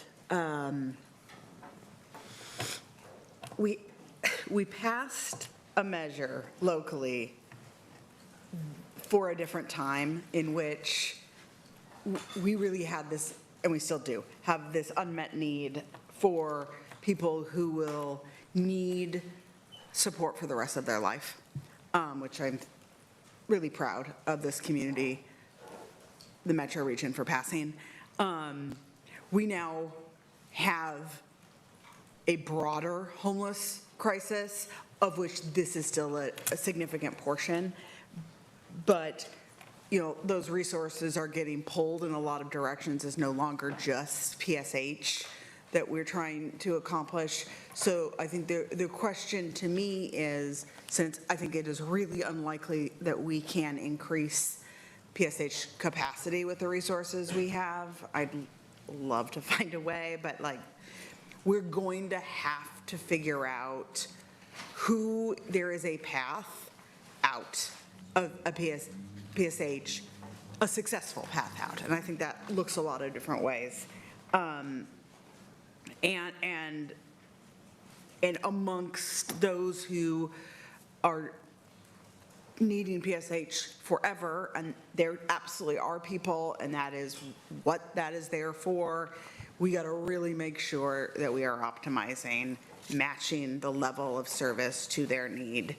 I think that our ability to kind of carte blanche is maybe, one, not Medicaid matchable, but two, a luxury we may not. We're going to have to maybe start tiering or start thinking through how to sustain this long term for people who need this. I don't want to ever cut somebody out of PSH, but we also have a front door that needs to open. I think there's a tension between the two, in that a fidelity model may show the level of services that to be have true fidelity is much higher than what we are currently doing, which is going to make the costs higher and lessen until we know how much of a significant offset we can actually get from other sources. So I think that's the tension therein, right, is what does true fidelity look like? What is the true need for that? And we do have some estimates from Metro around sort of the regional need for PSH, so that would be my starting point of they have a way they're estimating that need. It's quite high. So just, there's a tension between these two things, and I would want us to be really clear-eyed about what those other funding sources to help it be sustainable are and the limits therein. So we would learn that in this analysis, but just putting that out there as I think a sequencing than a tension between the two. It's almost like the true cost of care for PFA. We need to understand what it's going to cost to do it right. Yeah. And then we need a plan of what we're actually going to do. Mm-hmm. And so I don't know if you all are open to merging PSH budget notes and making it more of a sequencing, because I imagine the data that you're asking for will be much more valuable when we actually know what it would cost to do it to fidelity. So I'd be open to that. The one thing I'm just concerned with Christian saying that the budget's going to start being developed in 2 months.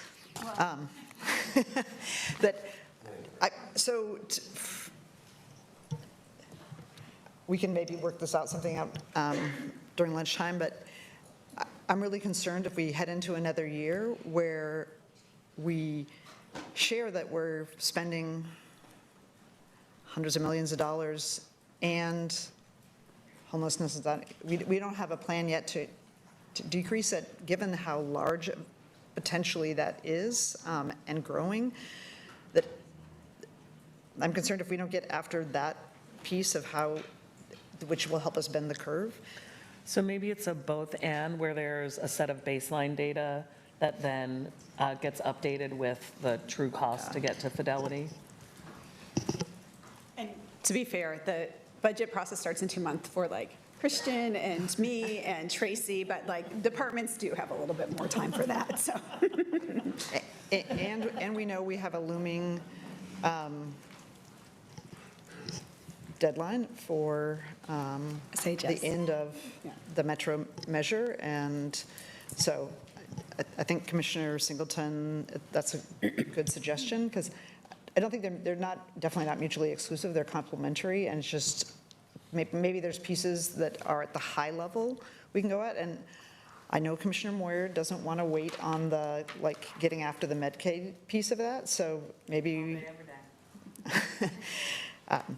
there's some things that can be happening concurrently, perhaps, in sequence, so we can work it out and come back with a. Yes, so we'll expect an update on that one. Thank you for that. I love the consolidation of this. I do want to, if we feel like there are resources that are going to be needed, though, to do this work, I do want to make sure that we're considering that as we're voting on the budget, too. Absolutely, and I will again say that I would appreciate a look at their current research agenda, because I do think that PSH assessment is a big priority that we need to be thinking about. Okay, great. You guys can have. We shared a research and resource schedule that with you, Commissioner, that we can share with the whole board today. Yeah, and I'm not saying you didn't share it. I just think if you're thinking about it might cost something, I want you to look at what you've already got budgeted to do in research. Got it, yep. And potentially reprioritize. Okay, so why don't everybody talk over the next lunch hour, and we can come up with updates to that one. All right, thank you. Okay, we're going to move on to the Gresham IGA, number 7. Yes, so this budget note will have staff come down as well to provide support. It's pretty much establishing an IGA, a 3-year IGA with the City of Gresham and the Homeless Services. During my time on City Council, when I was on City Council with the City of Gresham, there's always been this question of like, what is the relationship and how can we properly plan into the future? And we're looking to strengthening and deepening the work that's taking place out in East County, specifically around homeless services. Ashley, do you want to add to that? Great, thank you. Ashley Graff, Strategy and Policy Director, she, her pronouns. Commissioner said it, that the relationship with the City of Gresham is just fundamentally different. They have typically been part of the outreach bucket, but they are a governmental partner. So we're asking to create an IGA, a 3-year IGA for consistency. As we understand it, there is a current IGA, but it is often more like a yearly contract. So that's the intention. Yeah. Okay, so I will say I'm not supportive of this as written, because one, like doing a 3-year IGA is not normally something that we do. We have like different budget things that we'll do, and doing IGAs is like squarely in the side of like the executive and the operations plan, and not necessarily. So I think if we want to set a policy with a budget note, or if there wants to be work around that, but there's just from what this is actually directing the county to do through a budget note process doesn't seem to match. Would that be in a resolution instead? I'm just asking because we sit through, I'm appreciative that Commissioner Jones-Dickson sits through a lot of the city of Portland and Multnomah County meetings on a quarterly basis. And if we don't do that with the other cities, so it seems like you're not objecting to like the actual thing, but just like that it's as a budget note versus a resolution being brought forward? I think it's up to the administration of the county to decide how to best operationalize the policy that the board wants to do, and that includes how we're funding and resourcing homeless services throughout the county, and that the decision might be that an IGA with the city is the best way to do that. The length of time, I think, is also something that needs to be considered, knowing like all of the things. So a resolution separately, completely from our board process that maybe takes this up several levels is something that I would be open to, but just as it's written right now, I think there's a lot of issues with what it's trying to do in the budget note format. But like, I'm just saying that. I think that if you're open to it, I think it can be worked into budget note number 31 that's about assessing all of these pieces with the counties or the different cities within the county. And the result is a recommendation about an updated partnership agreement with an IGA for both the city of Portland and the Gresham and the other cities, should something come out of that. I know 31 is pretty long, but I wonder if there's a way to get there that gets at what you're trying to do, but includes that broader overview of all of the relationships we have with all of the cities in homeless services. And we can talk more. I don't expect an answer, but just wonder if it makes sense to talk and see if we can get to what you're wanting to get to in updating this, but include all of the cities that we do this homeless services work with. Yeah. Because I think we also need to change the IGA with the city of Portland. Yeah. Right? There's a lot of places that I think could use some updates. Yeah, I think another key thing that we're trying to get at over the last, like I said, 5 years or 6 years, there's been a lot of yo-yoing, and it's hard to plan. And the city of Gresham, they've been committed to this work for the past 10 or 15 years, and they've been widely successful. So it's just like, whatever path it is, we can discuss it over the next 12 hours and figure it out. And then I appreciate the. Did you say the next 1 hour? 12 hours. Oh. 12 hours. I mean, exactly. And Commissioner, I think you're speaking to the choir in terms of like the yo-yoing of budgets that HSD has had to deal with over the last 5 years. So that is something that everybody has been dealing with. And I think we're all trying to figure out the best way to adjust to the new normal and the budget realities that we have. It also feels like the work that's being asked for in Budget Note 21 about the analysis of the East County services, like there may be some sequencing that we want to talk about in terms of getting to that work done, and then what is being asked for in this in terms of the IGA or the relationship with Gresham. So I'm just going to, the issue of the IGA, so the county commission, so yes, the county staff negotiates the IGA, or IGAs, for example, the one we have with the city of Portland. So yes, it was negotiated by staff, but it was, the commission approved it, and we also provided direction. So to me, I don't think the form is just a matter of the chief executive. And again, we've spent so much time on the city of Portland IGA with the county. I don't see why we would do something differently. It's $1 million out of 100. Well, go ahead. Sorry. So I'm making the case like I don't think it's decimal. Yeah, I think this is something, and I know we talked about because I had put out months ago the multi-city compact that we shouldn't be just looking at our relationship with the city of Portland. And frankly, I think all of the IGAs miss the back end of it, and how are they showing up around affordable housing in connection to our homeless services system. So there's a bunch that I think is off here in the current dynamic, and I think we can probably get there if we can spend some time on it. Yeah, and to your point, Commissioner Brim-Edwards, I agree with you.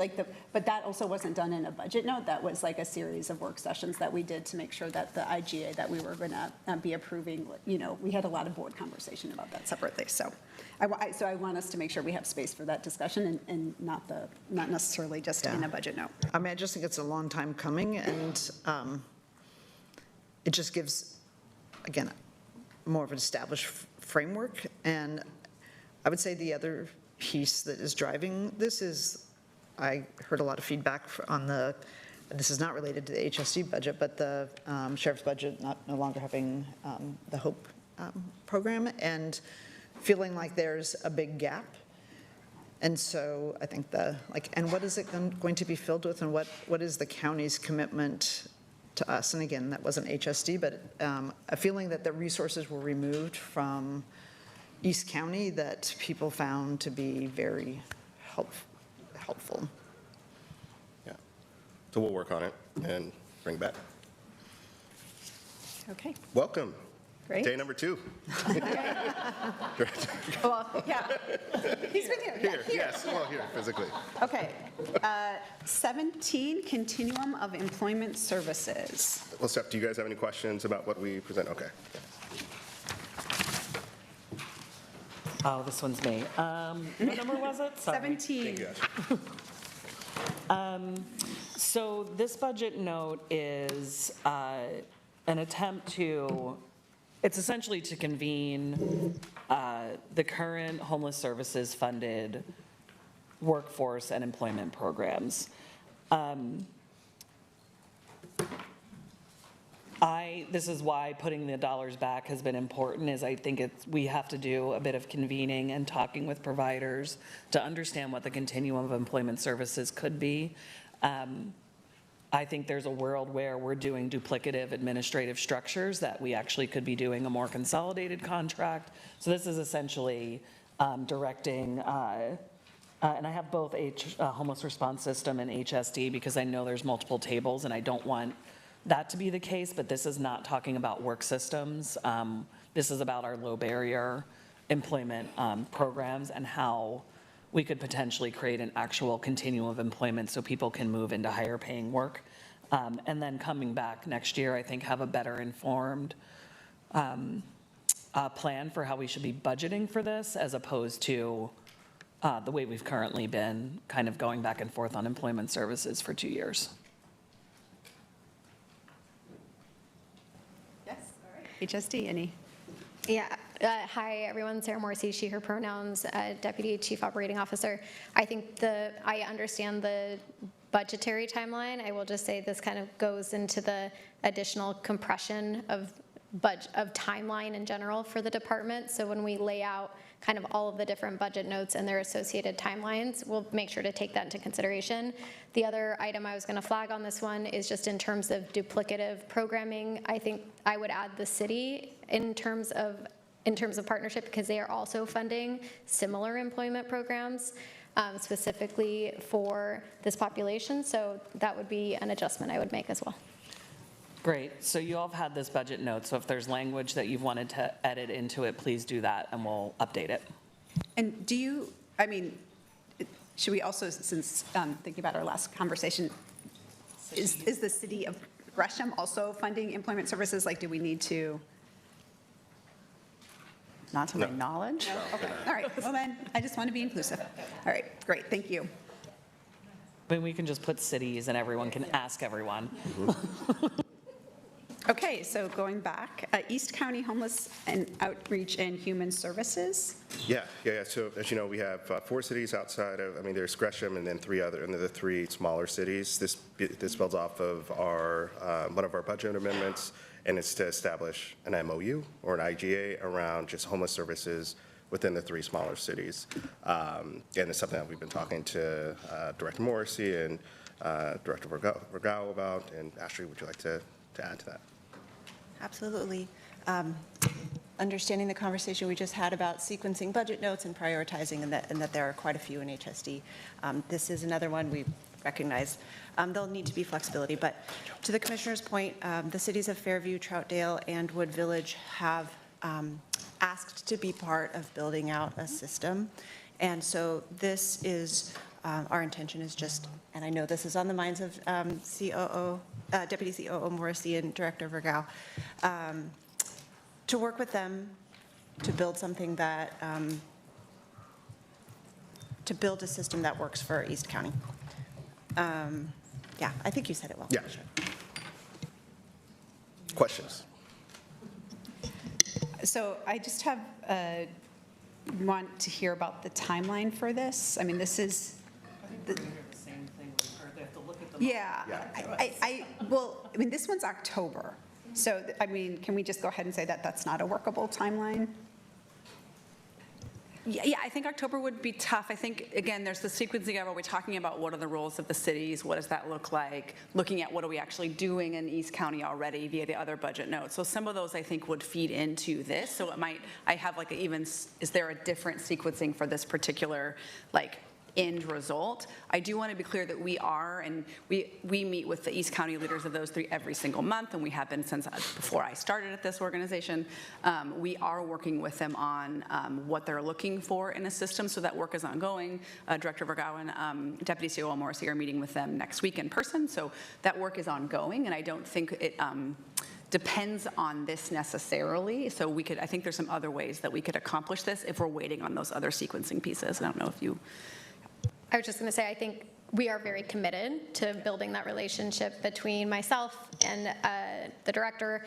And so we're going to be spending time out there doing tours, meeting directly with the East County managers. And also, as we are restructuring the outreach contracts, we will be working directly with those East County managers to make sure we're all in alignment and agreement in terms of scope of service for that contractor. So that is something we are committed to doing. I think for the other components in terms of sequencing with number 31, we'll just, I think we need to figure out, well, there's 21 and 31 is the roles and responsibilities of cities, and then East County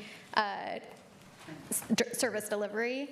And so I think making sure we're sequencing with those two, but we will on the, just on that outreach piece, we are committed to working with those managers, and we will make sure to report back to your office as well. Got it. Okay. Can we have it? We'll talk after this. Thank you.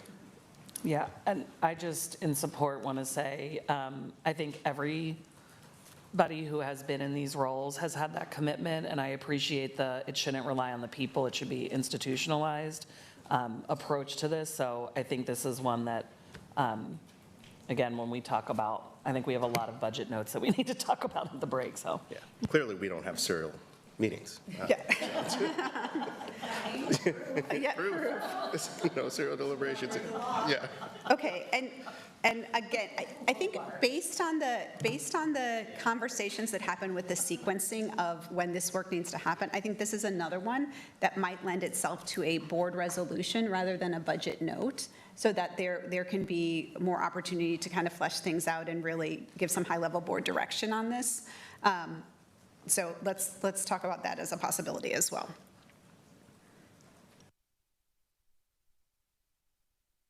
Okay, moving on to 23, Housing Innovation Pilot. Commissioner Jones-Dixon. Yes.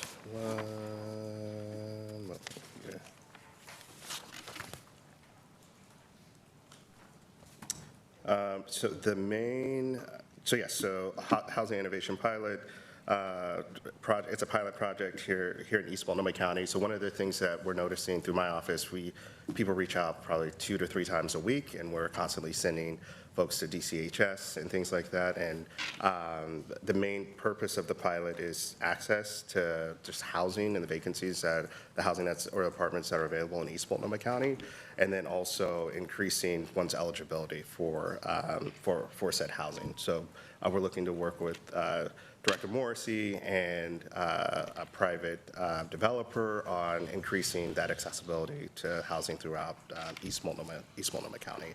And I don't believe there's any cost to us. It's just coordination and working with nonprofits that are doing the work in the district. And again, it's to strengthen and deepen the partnerships.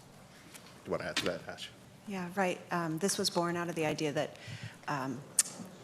inflow into homelessness continues to outpace what we can do with our resources. And so how do we think about things differently and perhaps try something new? So this is a public-private partnership that would involve contracted nonprofits.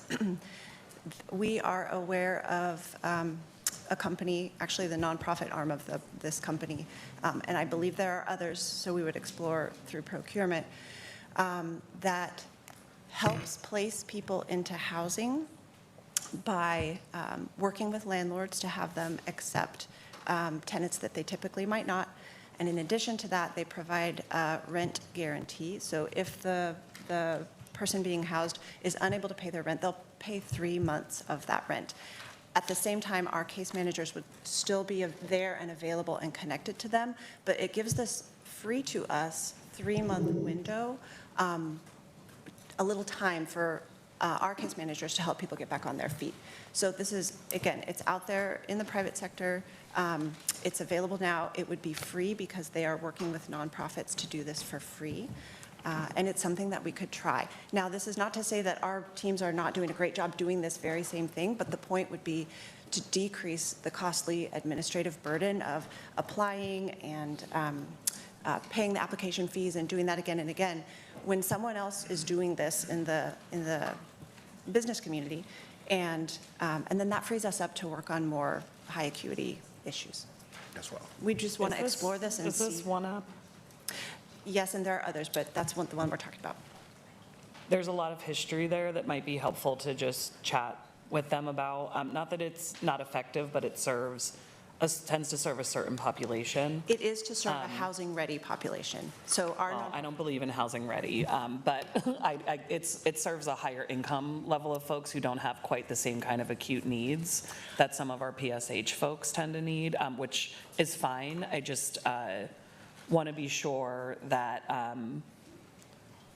we're thinking about who it will serve and how it will serve and how it might link, because I actually think it's a little bit less y'all's than some of the DCHS clients. So, yeah, That's a good point. We'll look into that. I just wanted to note that we do have a current contract with a similar program that does a similar sort of combination of a place where folks can post affordable housing vacancies or eligibility requirements therein, and sort of some case management assistance. So we have an existing program. I wonder if we might want to start with thinking about, is that program serving East County sufficiently? What else might need to change there? I do also want to note that this concept of sort of risk mitigation, landlord incentives, this landlord posting, this is something Metro is also talking about a lot, and they're considering a regional effort. Yep. So is there a way that we get you all as a part of that regional effort? Because I do think, again, like, people will consider to move variety of places depending on what they can afford. So wanting to make sure it's in alignment with some sort of very similar other projects that are ongoing, and just making sure we're all doing the same thing.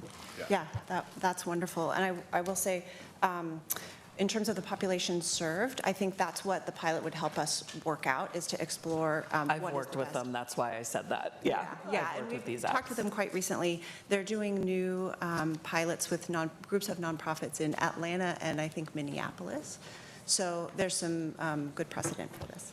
So one thing about the denials, though, because I guess this might be an aside, so I will just say put it in the parking lot, but I think it's really important that all of our folks are trained around reasonable accommodation and individualized assessments, because it is law. And a lot of these denials that we see actually violate those two things. So just seeing that made me think of, people don't often know what their rights are. Yeah. Yeah. And before that, you mentioned the connection between DCHS. I missed. I just want to make sure I heard the comment. Yeah, I think some of the DCHS programs that do housing and the Housing Navigator piece might be a fit here too. Yeah.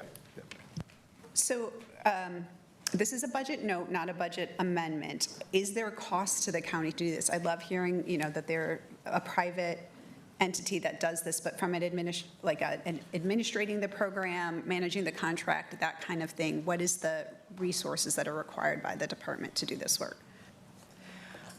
I think we would work together to determine that. There would be a procurement effort required, which would take some administrative work, and then the department's staff. But I think it would mostly be a change, and you are doing this in another way already, but I think it would mostly be a change in the way, in who they refer to, in people referring, in case managers or the like, referring to this organization. Staff time, primarily. Which case managers? Or a change in process. Like our CBO partner case managers? Yes. Yeah. So it might also involve, I suppose, contract amendments with nonprofit contracted providers who are serving folks. I can't speak to that piece, but it would, if we are asking our CBOs to we sort of have just gotten them trained out on the one resource, and so it would be a staff time to the procurement piece, and then if I'm understanding it correctly, also like helping our CBO partners understand this as an additional resource, the differences therein from the other one that's quite similar. So I do think there would be some work to help people understand the differences therein, and who might be eligible for what, and I do think that there would be a DCHS piece of this as well. There's a huge DCHS piece, so it's both HSD and DCHS. Yeah. And again, we're just a pilot, a handful of providers in East County we could start, so. May I ask a question, Nathaniel Vergara, Director of the Homeless Services Department? Several mentions of a procurement. I'm not clear what we would be procuring if this is a service being provided for free. So as we understand it, I've talked with procurement Brian Smith in the past about pilots generally, and then Jenny Madcore reviewed this budget note, and she recommended that it would have to be procured. So they would have to go through the process to apply, but if we are talking about one app, should they apply and they be chosen, then there is no cost to the county. So because we don't name specific providers in budget work, we want to make sure we have an equitable procurement process. So that's why there would need to be a procurement. I'm still, and I want to talk with Christian a little bit, maybe is this a note or does this need to be a budget amendment if there are resources that are needed from the Homeless Services Department to do this work? I just want to make sure that we're not asked, you guys, so as you're taking a look through all the budget notes and kind of prioritizing what's possible or not, can you make sure that you're taking a look at this one as well? Okay. I mean, I know you would be looking at this one, but I just have heightened concerns about this one. Thank you. Good flag. Okay. Yeah, because if we need to allocate resources, then now's the time. So, all right, great. Okay, that was number 23. Number 30, shared set of definitions used when serving individuals and families experiencing homelessness. So this may feel like deja vu. Yes.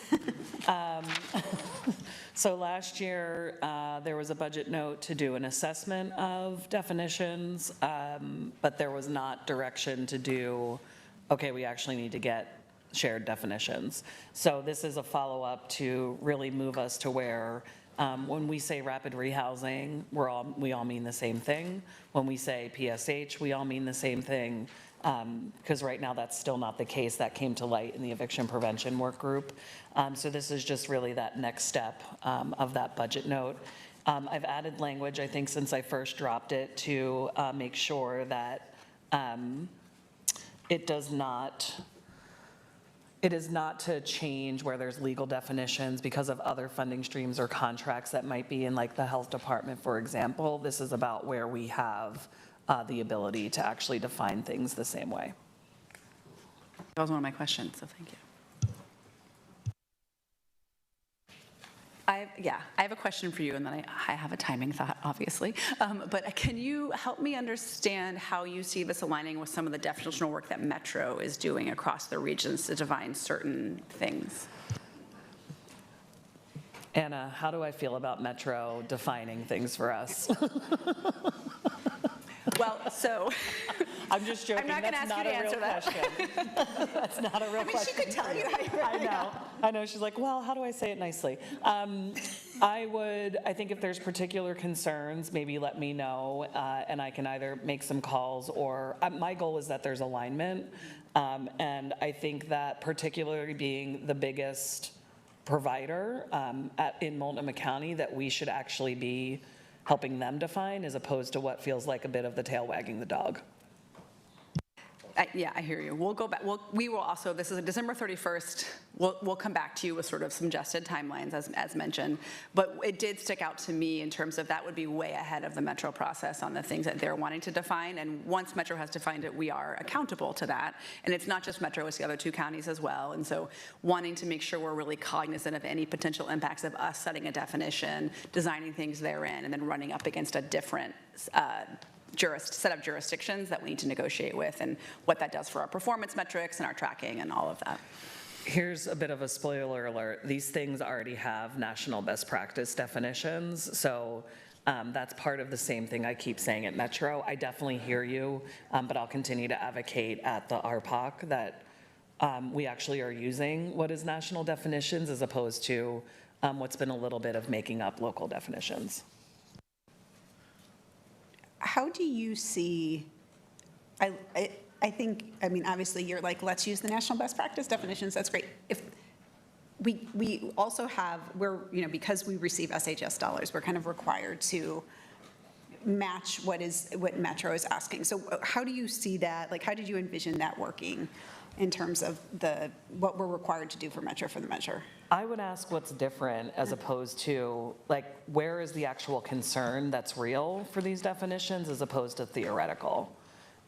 Because where I don't see, the only place I see potential issues is with the way they talk about population A, that it's not actually the chronic homelessness definition, but it doesn't mean that we don't still use the appropriate definition for chronic homelessness, and we're already doing that. So like we've got how we talk about it here, and then we've got what we report up regarding Pop A and Pop B.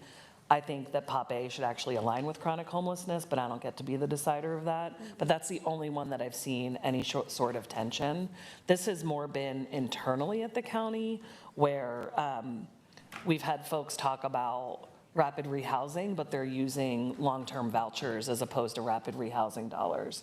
And so we're misusing resources, or we had been maybe putting the wrong resources to different programs because we didn't have shared definitions.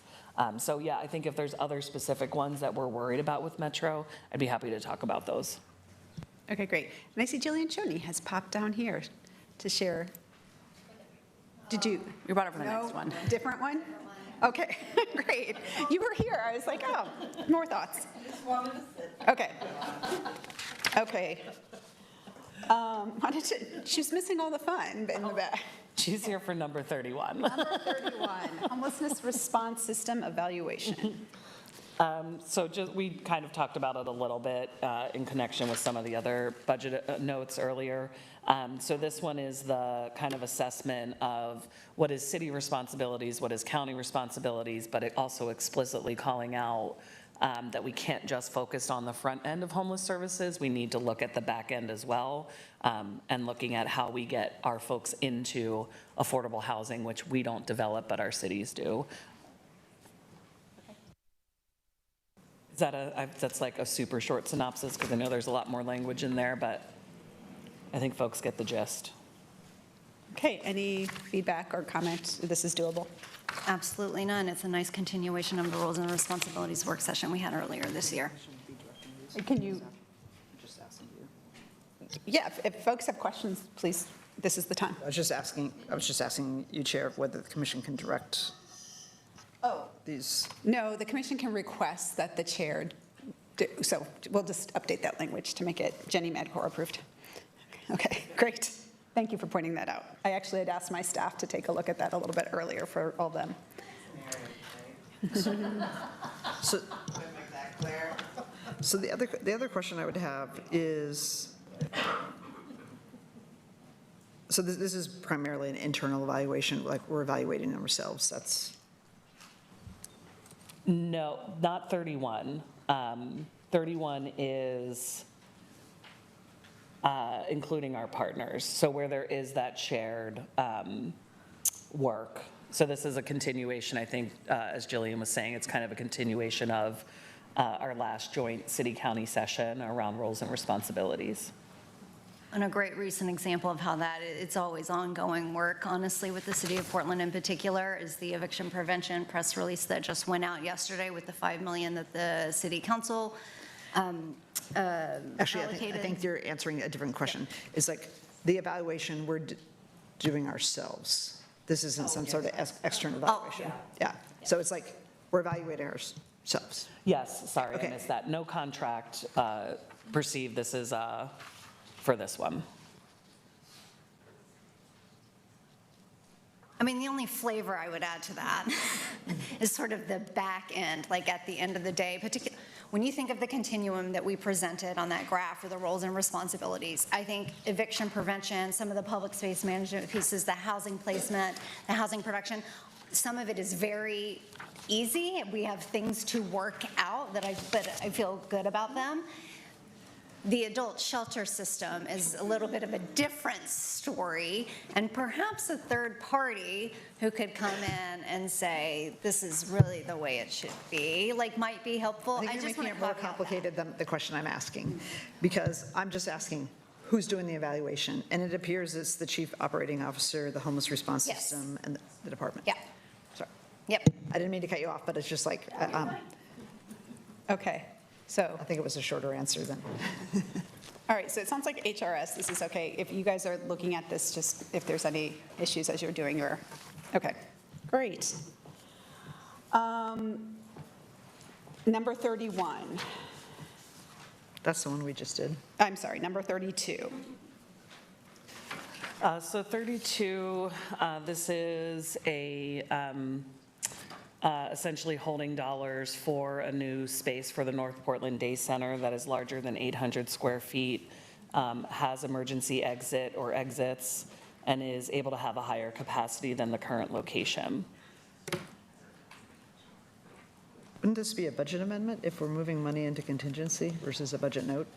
This was the direction that we got, because that was my question too. So if it needs to change, I'm happy to change it. But this is the budget note. It's essentially a, sorry. Yeah, the wording here is odd to me, because, I mean, I'd love to just direct money from one place, no, but I don't, but I actually don't have that power. So, yeah, Christian, what's the, thank you. Hi, everyone. Christian Elkin, County Budget Director. I use she, her pronouns. So this one is, in particular, is not in the county general fund. This, we're talking about the capital one. Sorry, I was doing the BCC summary. So this one is in, we have a dedicated fund for HSD capital in DCA. So this is taking funds from, that are currently in the operating category of that and moving them to contingency to hold for the future conversation around the Portland Day Center. So basically, it's just, it doesn't change the fund amount. It doesn't change anything except for that once those funds are moved in capital funds, we hold contingencies. Once they're moved into contingency, it takes a board vote to move them back out of contingency. Very similar to what we're doing with transportation capital in ADA. So this is confined to that fund. Okay. Sorry, I misunderstood you because I thought you just said it's moving it out of operations into the capital fund. Operating dollars in the capital fund. So everything's contained. So right now they're in operating dollars that DCA could spend, and they're being moved into contingency in that same fund. What are operating, what does that normally entail? Operating dollars in a capital fund? Yeah, maybe we need to, I don't know if it's HSD or DCA that we need to hear from in terms of what is the impact of moving these dollars, like from operating to contingency? It's usually what's in the capital fund is capital dollars, so I'm curious what the operating. It's just changing the ledger account and then the ability to spend during the year. So Tracy's whispering at me, these dollars are kind of the balance. So you all received a memo from HSD about this $2.2 million. There's, I believe, 5 or 6 projects that are going to be finalized in fiscal year 2027. The balance of that amount is about $932,000. There's always capital work that needs to be done at the shelters, but at this time, it hasn't been identified what those needs will be because they're constantly doing reassessments. And then we also have the capital improvement fund and the AP fund that the shelters pay into as well. So there's kind of this both and going on at the same time. So these dollars have not been earmarked for a specific capital project in the HSD capital fund. So what the impact of this would do is to set aside dollars so that they couldn't be spent on something else that might come up this year, and instead would be set aside for a future project for North Portland Day Center. And to be clear, anytime the board HSD could come to you all and say, we have a need that's greater than this future need, and ask the board to vote to move those out of contingency into operations. Okay, thank you. How much should we spend on renovating the North Portland space? Around $800,000. Thanks. This is maybe just a question for Commissioner Singleton. When is there there's not a date here. Do you have is there a proposed, like, finding a date? So if the amendment passes to use the fund, the current operating dollars, and that gets wound down, do you have envision, like, here's when we'd have it? I don't. This is one that I wanted us to really do, the community engagement that Commissioner, that you and I have talked a lot about, and work with community to identify location opportunities. The boosters helped us find the temporary site for the library, so I similarly wanted to do some outreach there in community. So I didn't put a date on it just due to that. Wanting to, if it passes, then we'll do the outreach to them. Okay, great, thanks. Okay, any more questions about this one? Great. I think that was the last one for HSD. Thank you. So we'll hear more from you all after the break. Okay, we have 1, 2, 3, 4, 5, 6, 7, 8, 9, 10 more to go, and we have 18 minutes. Let's do it. Let's power through. DCHS. All right, number 9, case management access to HMIS. Okay, number 9, this will be updated. There's a recommendation from the department to focus on some specific case manager assistance. And I know the new software will be available in February, so it's training some people now on the current system and then opening it up in the future once the new HMIS system is up. You don't have to sit back there. I'm just talking really fast because she said 18 minutes. I was hoping you didn't need me. Okay, I mean, so this is DCH, I mean, it sounds like you guys have been in conversation about this. Is this workable? And based on, and the October 31st, sorry, I didn't, you said something about February, so I wasn't sure if this was staying. Oh, sorry, no, October 31st, we had put in there, I'm open to the date. We decreased the number of folks who need to be trained in open access, so that date might be more workable.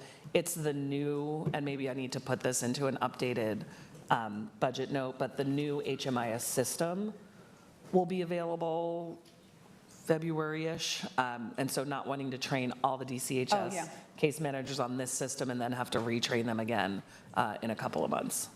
That makes perfect sense. Okay, great. So there'll be an update on this. Rachel, any other comments on this one? Yeah, Rachel Pearl, she, her pronouns, Director, DCHS. I think just as long as, I think if there's some flexibility around who, which we've talked about, case manager assistants, we do have a lot of case managers who serve primarily folks who are in residential placements and wouldn't need that access, and there is a cost associated and a significant onboarding training. So as long as we have some flexibility to make sure, and we can report back on what we've determined and how that's going to work, I think we're comfortable with that. And we've also had IT and HSD is the department that would have to do the onboarding for that, and so just trying to balance that transition. And we do have folks who do have access. And so making sure that we increase the number of people who have access and also make sure it's clear for our case managers who has access and how to utilize that, that point of access. Just balancing the cost. It's cost prohibitive to do it for everyone. We have over 350 case managers in DCHS. And so just making sure that we're striking the right balance. But I feel like I've talked to Quinn a lot, and I think you're comfortable with that as well. Okay, so do we have the dollars to expand access to the more limited number of case managers who would? Yeah, as long as it's not 350 case managers, we'll be fine. Yes. Okay, great. Any other questions on this one? All right. Thank you. So there's going to be some updates on this one is what I heard, right? Yes. Okay. Okay, number 10, Commissioner Singleton as well. This one is victim services. It's just doing an assessment of where there's victim services across the county, including within the district attorney's office, sheriff's office, and doing a report back of all those different programs and services and who they are serving. Okay, I know this one was grouped under DCHS, but it really feels like this is a COO office one in terms of having the capacity to do the work. Okay, so any concerns? Chris, do you want to come down? Yeah, it's not really DC. Yeah, no, I mean, they did the best they could in like 5 minutes to make sure I'm that we not could do. So Chris, we are on amendment number 10, which is asking the COO's office to coordinate with county departments and the district attorney's office and sheriff's office to identify costs associated with victim services. What's the due date? The due date is October 31st. Okay. Yeah, I think for now, we're okay. I think I've said this a few times, and y'all can expect me to say it again later. We're going to need to be able to see what resources we have at the end of this process and the compounding due dates for all of these. So I don't want to be premature on saying yes to March and yes to October, and there's 2 more Octobers that someone said yes to an hour ago. So I will need to be able to do a comprehensive look at what resources are available, plus all the different delivery outcomes that I think are the right ones. But Okay. All right. Well, it sounds like HSD is kind of looking at all their amendments and their capacity. I'm hoping your office can be doing the same thing and letting us know if there's any big flags. Okay. This afternoon. So, okay, thank you. All right. Moving on to true cost of care study for PFA. Commissioner Moyer, this is number 14. Yeah. So we anticipate or have gotten it back? Have we gotten the true cost of care study back? No, it's coming soon, although maybe not as soon as the date I originally put on this. The goal is when we have the true cost of care, there are concerns in the provider community. I'm not going to suppose what the results of the true cost of care will be, but I am asking the department to look at what the true cost of care study says and then look at the rate, the increased rate we provided for providers to meet the mandated salary requirements. And do we have to adjust provider rates based on true cost of care up or down? So it's an adjustment based, it's a rate adjustment based on the information of the true cost of care study. Does that make sense? Did I say that? I feel like that came out weird. I guess the clarification, because that I think we need for this, I think we anticipate being able to share some information with you. A formal presentation, we're unclear, like if you want everything wrapped up with a bow by August 15th, I think that's a question around timeline. I think implementation of rate changes will be that will have to be a budget modification or part of a rebalance and/or a decision that you all will have to make about when that would go into effect. And so I think those are sort of 3 different pieces that intersect with this budget note. But if this is implying that we will be implementing. No. So I think just. You're coming to us. And telling you what that might look like. Yeah, I mean, this is, because the way that I read it right now, this is a huge policy implication for this board and for the county. I mean, as I read it, it says that it is the policy of the Board of Commissioners that that the rates will match whatever comes out of the true cost of care study. Am I reading that wrong? Because that we're going to study our rates in relationship to true cost of care. And have a recommendation regarding the sufficiency of the rate. I mean, I guess. Yeah, okay, I see what you're saying. It's like explaining. Yes, it's explaining the process, which I think was contemplated when we got the cost of care. Like, right. We're not going to just hold on to it, but it will inform. It's asking the department to come back and report out on the true cost of care study. And the implications. And the implications of it in terms of, the funding and the required resources needed in order to do that. Correct. Okay. I think it's the first line that I have, that was the concern, that it's the policy of the board to ensure that preschool for all rates cover true operating costs for PFA classrooms. Are you feeling that that's making it sound automatic? Yes. Yes, that's what I'm concerned about. I think it's just Okay. like a general, yeah. As long as like we're not saying like it locks us into doing that before I think we do need to have the conversation about it. We do need to have the discussion about it. I just want to make sure that we're not presupposing that. Okay, I didn't mean that line to be No, that- controversial, but I also am not sure I don't believe that. And that's, I mean, yes, you can totally believe that. I just want to say like, so if that wasn't the intention, that's fine. I just want to make sure that we're not going to get to the point where it's like, okay, well, we passed this budget note that said we are absolutely going to be covering that, when I think then I think we really do need to have that discussion based on what we find in the study and what that means for the resources that we have for pre-PFA. I wonder if we could have both things be true by just changing it to, is the intent of the board to ensure that? Yes. Great. Does that work? It is the intent. Okay, great. I think that's lovely. Okay. I do, just the August 15th date for like coming and presenting to you on the implications and I think that date, that part, I think we're already planning on bringing the information from the study, but to have all of that in terms of what the impact will be related to rates sort of dialed in by that date might be. Feels good. Feels good.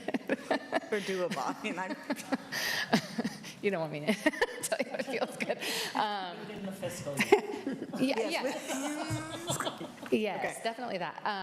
I think by the end of the calendar year, as we're navigating budget decisions, it doesn't mean that we wouldn't have something sooner than that, because I think we all know that we're going to be having those conversations with you all. It's just a matter of, I think we haven't seen what that report looks like and all of the different implications that how's suggests. October feeling? I think there's a lot of October going on. November? How does November? I love November. That's Great. We're going to go November. You keep going, I'll keep going with you. So. All right, thank you. All right. Okay, great. Gateway Center evaluation number 28. So this one we talked about, this is just taking a look at, and again, appreciate the DA's office for leaning in on this one with me. This is one that's just evaluating gateway services and looking at what some different practices have been, having some listening sessions and engagement with survivors as well as our community-based organizations and other system partners. I think there's just been some assumptions built in. We didn't do in-person services during COVID, which a lot of people didn't do. But since it's been reopened, there has been in-person services. It's a mix of hybrid. This is let's do an actual assessment of what is the need so that we can design the program for next year to be what we'd like it to be. But it's also looking at some other really successful programs in the community. And I think there's Washington County has a program that's recently opened. So it's just looking a little bit more of what do we want Gateway Center to be? And let's do some assessments so we can do that for FY28.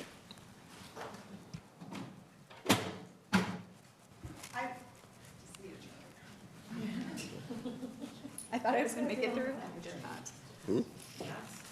So Forever. how does this, I just am working so hard on my computer. What is the capacity of the department to do this? This sounds like it's already underway, so. Oh, go ahead. I was going to say, I'm not sure that it's underway, but maybe there's pieces that are. Yeah, so the DSVCO and the Gateway Center are actually already involved in sort of a mission and vision values process with the neutral party that is looking also at service delivery. I know in 2023, they did a survey where, the respondents said that 98% wanted remote services, and we've heard different things. So I think they are already engaged in that process with the neutral party helping and supporting. There was a request to ensure that the DA's office was involved in that, so they are including that in that process, which will then determine what adjustments, if any, to the existing model need to happen. I know there was questions. They are open the same hours that they were pre-pandemic, so there were questions from the board previously about that. And thanks to Commissioner Singleton, pointing out that our website didn't make it really clear that you could just show up. And so they've made some changes to the website to say that like in-person service is always an option. And a lot of people still prefer to make a phone call first so they can triage support for folks who need access to that. So yeah, it is happening. The team feels comfortable moving forward with this. And the timeline works? Yes. Great, okay. Fantastic. I think the last one for DCHS is the Sun School System Funding Assessment. That is mine and Commissioner Singleton's.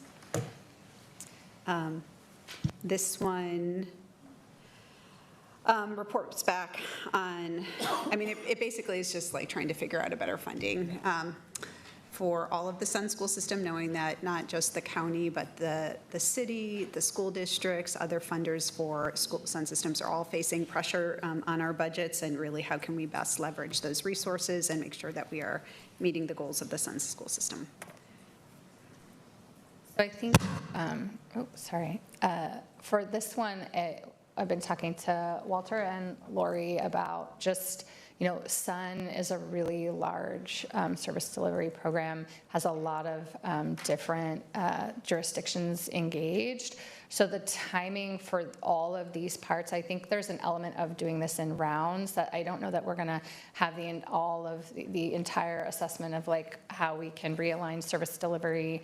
But I think there are some pieces that we can adjust and sort of present related to thinking about all the program offers that leverage funding, sort of presenting all of that to you, any matching funds and sources that providers use to run Sun, and working with Portland Public Schools to align what our funding might look like in FY28 related to school closures that would come out, you know, at the end of the year potentially. And then I think some of the other sort of alignment and what is the path forward, and some of those more deep dives around all of the funders coming together to create a funding plan will be more involved. I can just say that, you know, Walter, I worked with Walter to go through the RFP plan prior to releasing that RFPQ and bringing the sponsors table together. It took almost a full year to get around to alignment on what our strategy was for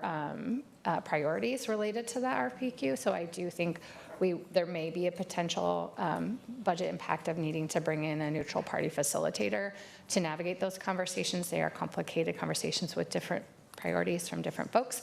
And so I just want to be transparent about like what's possible before your January date versus what I think we're going to need to be doing like ongoing as we sort of evaluate the entire future of this very large program that impacts a lot of people. Can we just get you in the document, and if it needs to be shifted and there's two different dates for two different things, let's just do that? Yes. I also would say I don't want to be here in 28 where it's put up for cuts again and we haven't done this work. Absolutely. And that's we don't either. And I will say they already started this with the, we've been in conversation already. Walter's doing an amazing job of like engaging all of the providers and district partners. They already started a subgroup with the providers, Sun service providers, to start talking about service delivery line. So there is work. We don't want to either. So I agree with you on that. Yeah, and the last one that you said is probably going to take more time and potentially resources. That was the really important part for me. Not like the whole thing isn't important, but I wanted to make sure that it got included because it is really hard to make these decisions, and there isn't. It feels like we aren't in alignment with the other funding partners in terms of how we are looking at and making decisions about the Sun program. So that's what I want to make sure, so that when we get, so if January doesn't work, if it needs to be, a little bit later.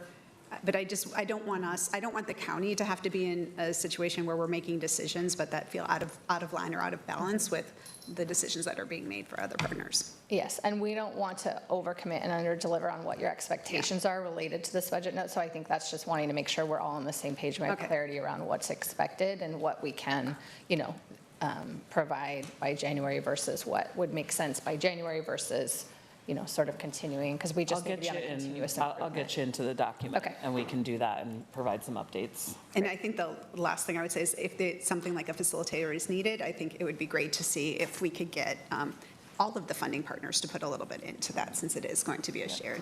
Okay, great. Thank you. Thank you. So that was DCHS. We have DCS, and number 12, Plan for Halsey Main Street Project. Commissioner Jones-Dixon. Yep. Hello. I'm a Chiefstown, and Director Bradway. As you know, we had the Halsey on Main Street project that came before the board, and we approved the project itself. And in short, this what we're asking is that the department comes back with a financial plan as far as how to fund the project and options. So, Chief, do you want to add to that, or Director Bradway? Yeah, thank you, Commissioner Brendan Finn, Chief of Staff, to Commissioner Jones-Dixon. I think everyone knows here, a plan is as good as the paper that it's printed on, but you really need the financial backing to make these things happen. So this budget note directs DCS to work with government relations to come back, and I do want to make a friendly amendment that was suggested by DCS to have this be a financial strategy as opposed to a plan. I think that's very prudent because it's not going to be incumbent upon the county to fund this project, but that we're going to be looking for dollars from other partners around the region, the state, and perhaps federally. So thank you. That's all I've had to add. No, thank you. I welcome the budget note and look forward to working with you. Great. Any questions? No? Okay, thank you. Moving on to DCJ, Community-Based Restorative Justice Programs, number 25. Oh, we did that. Fantastic. Okay. All right, let's make sure. I'm not sure that is actually. All right. Number 16, now we're in the infamous miscellaneous category. Man, I have so many things in that category. Action Plan for Improved Budget Process, recommendation by CBAC, number 16. Commissioner Singleton. Yeah, so this budget note is, I think, continuing work with OCI to look at what CBACs have recommended and creating a plan to implement those. And standardizing a bit the CBAC letters. I think there was a lot of feedback from the commission about an example of DCJ CBAC and how they recommended specific program offers, knowing that won't always be true, but giving a little bit more standardization to what the CBAC letters look like. Okay, I love it. Any questions, comments, feedback needed? No? This is doable? Is this doable? You can come up, kind of sit down. Hi, Sarah Ryan, Chair's Budget Director. I use she, her pronouns. Amada appreciates your collaboration on this one, and she feels like with her edits, it is doable, and she said that she did already start the year-round recruitment and orientation, but that it will definitely continue to improve this year. Okay, great. Thank you. Moving on to number 26, Library Capital Bond Remaining Balance, Commissioner Brim Edwards. Sure, and I have a slightly revised version. Okay. And it might slightly be revised. Or here. So two things. The revisions are from some feedback from the library director. As everyone may recall, we had, and I mentioned this when I dropped the amendment, that there was at the time, 25 million approximately, with an asterisk on it, of taxable balance in the library capital bond after the projects have been completed. And the amendment that I dropped, or the budget note that I dropped yesterday, would have had them coming back with options for the board.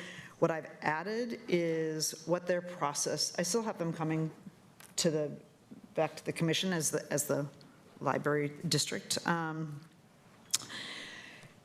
However, I've added in outlined their process, which was really helpful to get from the library districts of here's how we have been making decisions or plan on making decisions. So bringing that forward so that everybody can see that, but then also still having it come back to the commission. Okay, any questions about this one? I don't know if we have any folks from the library here. It sounds like you've been working with them and updated based on that. Annie's back here with her super Annie, red standing, I know, everybody loves the standing desk. The reason I added that at the end was I had just sent my staff has the library director looked at the final version? I know it was informed by what you had sent last night.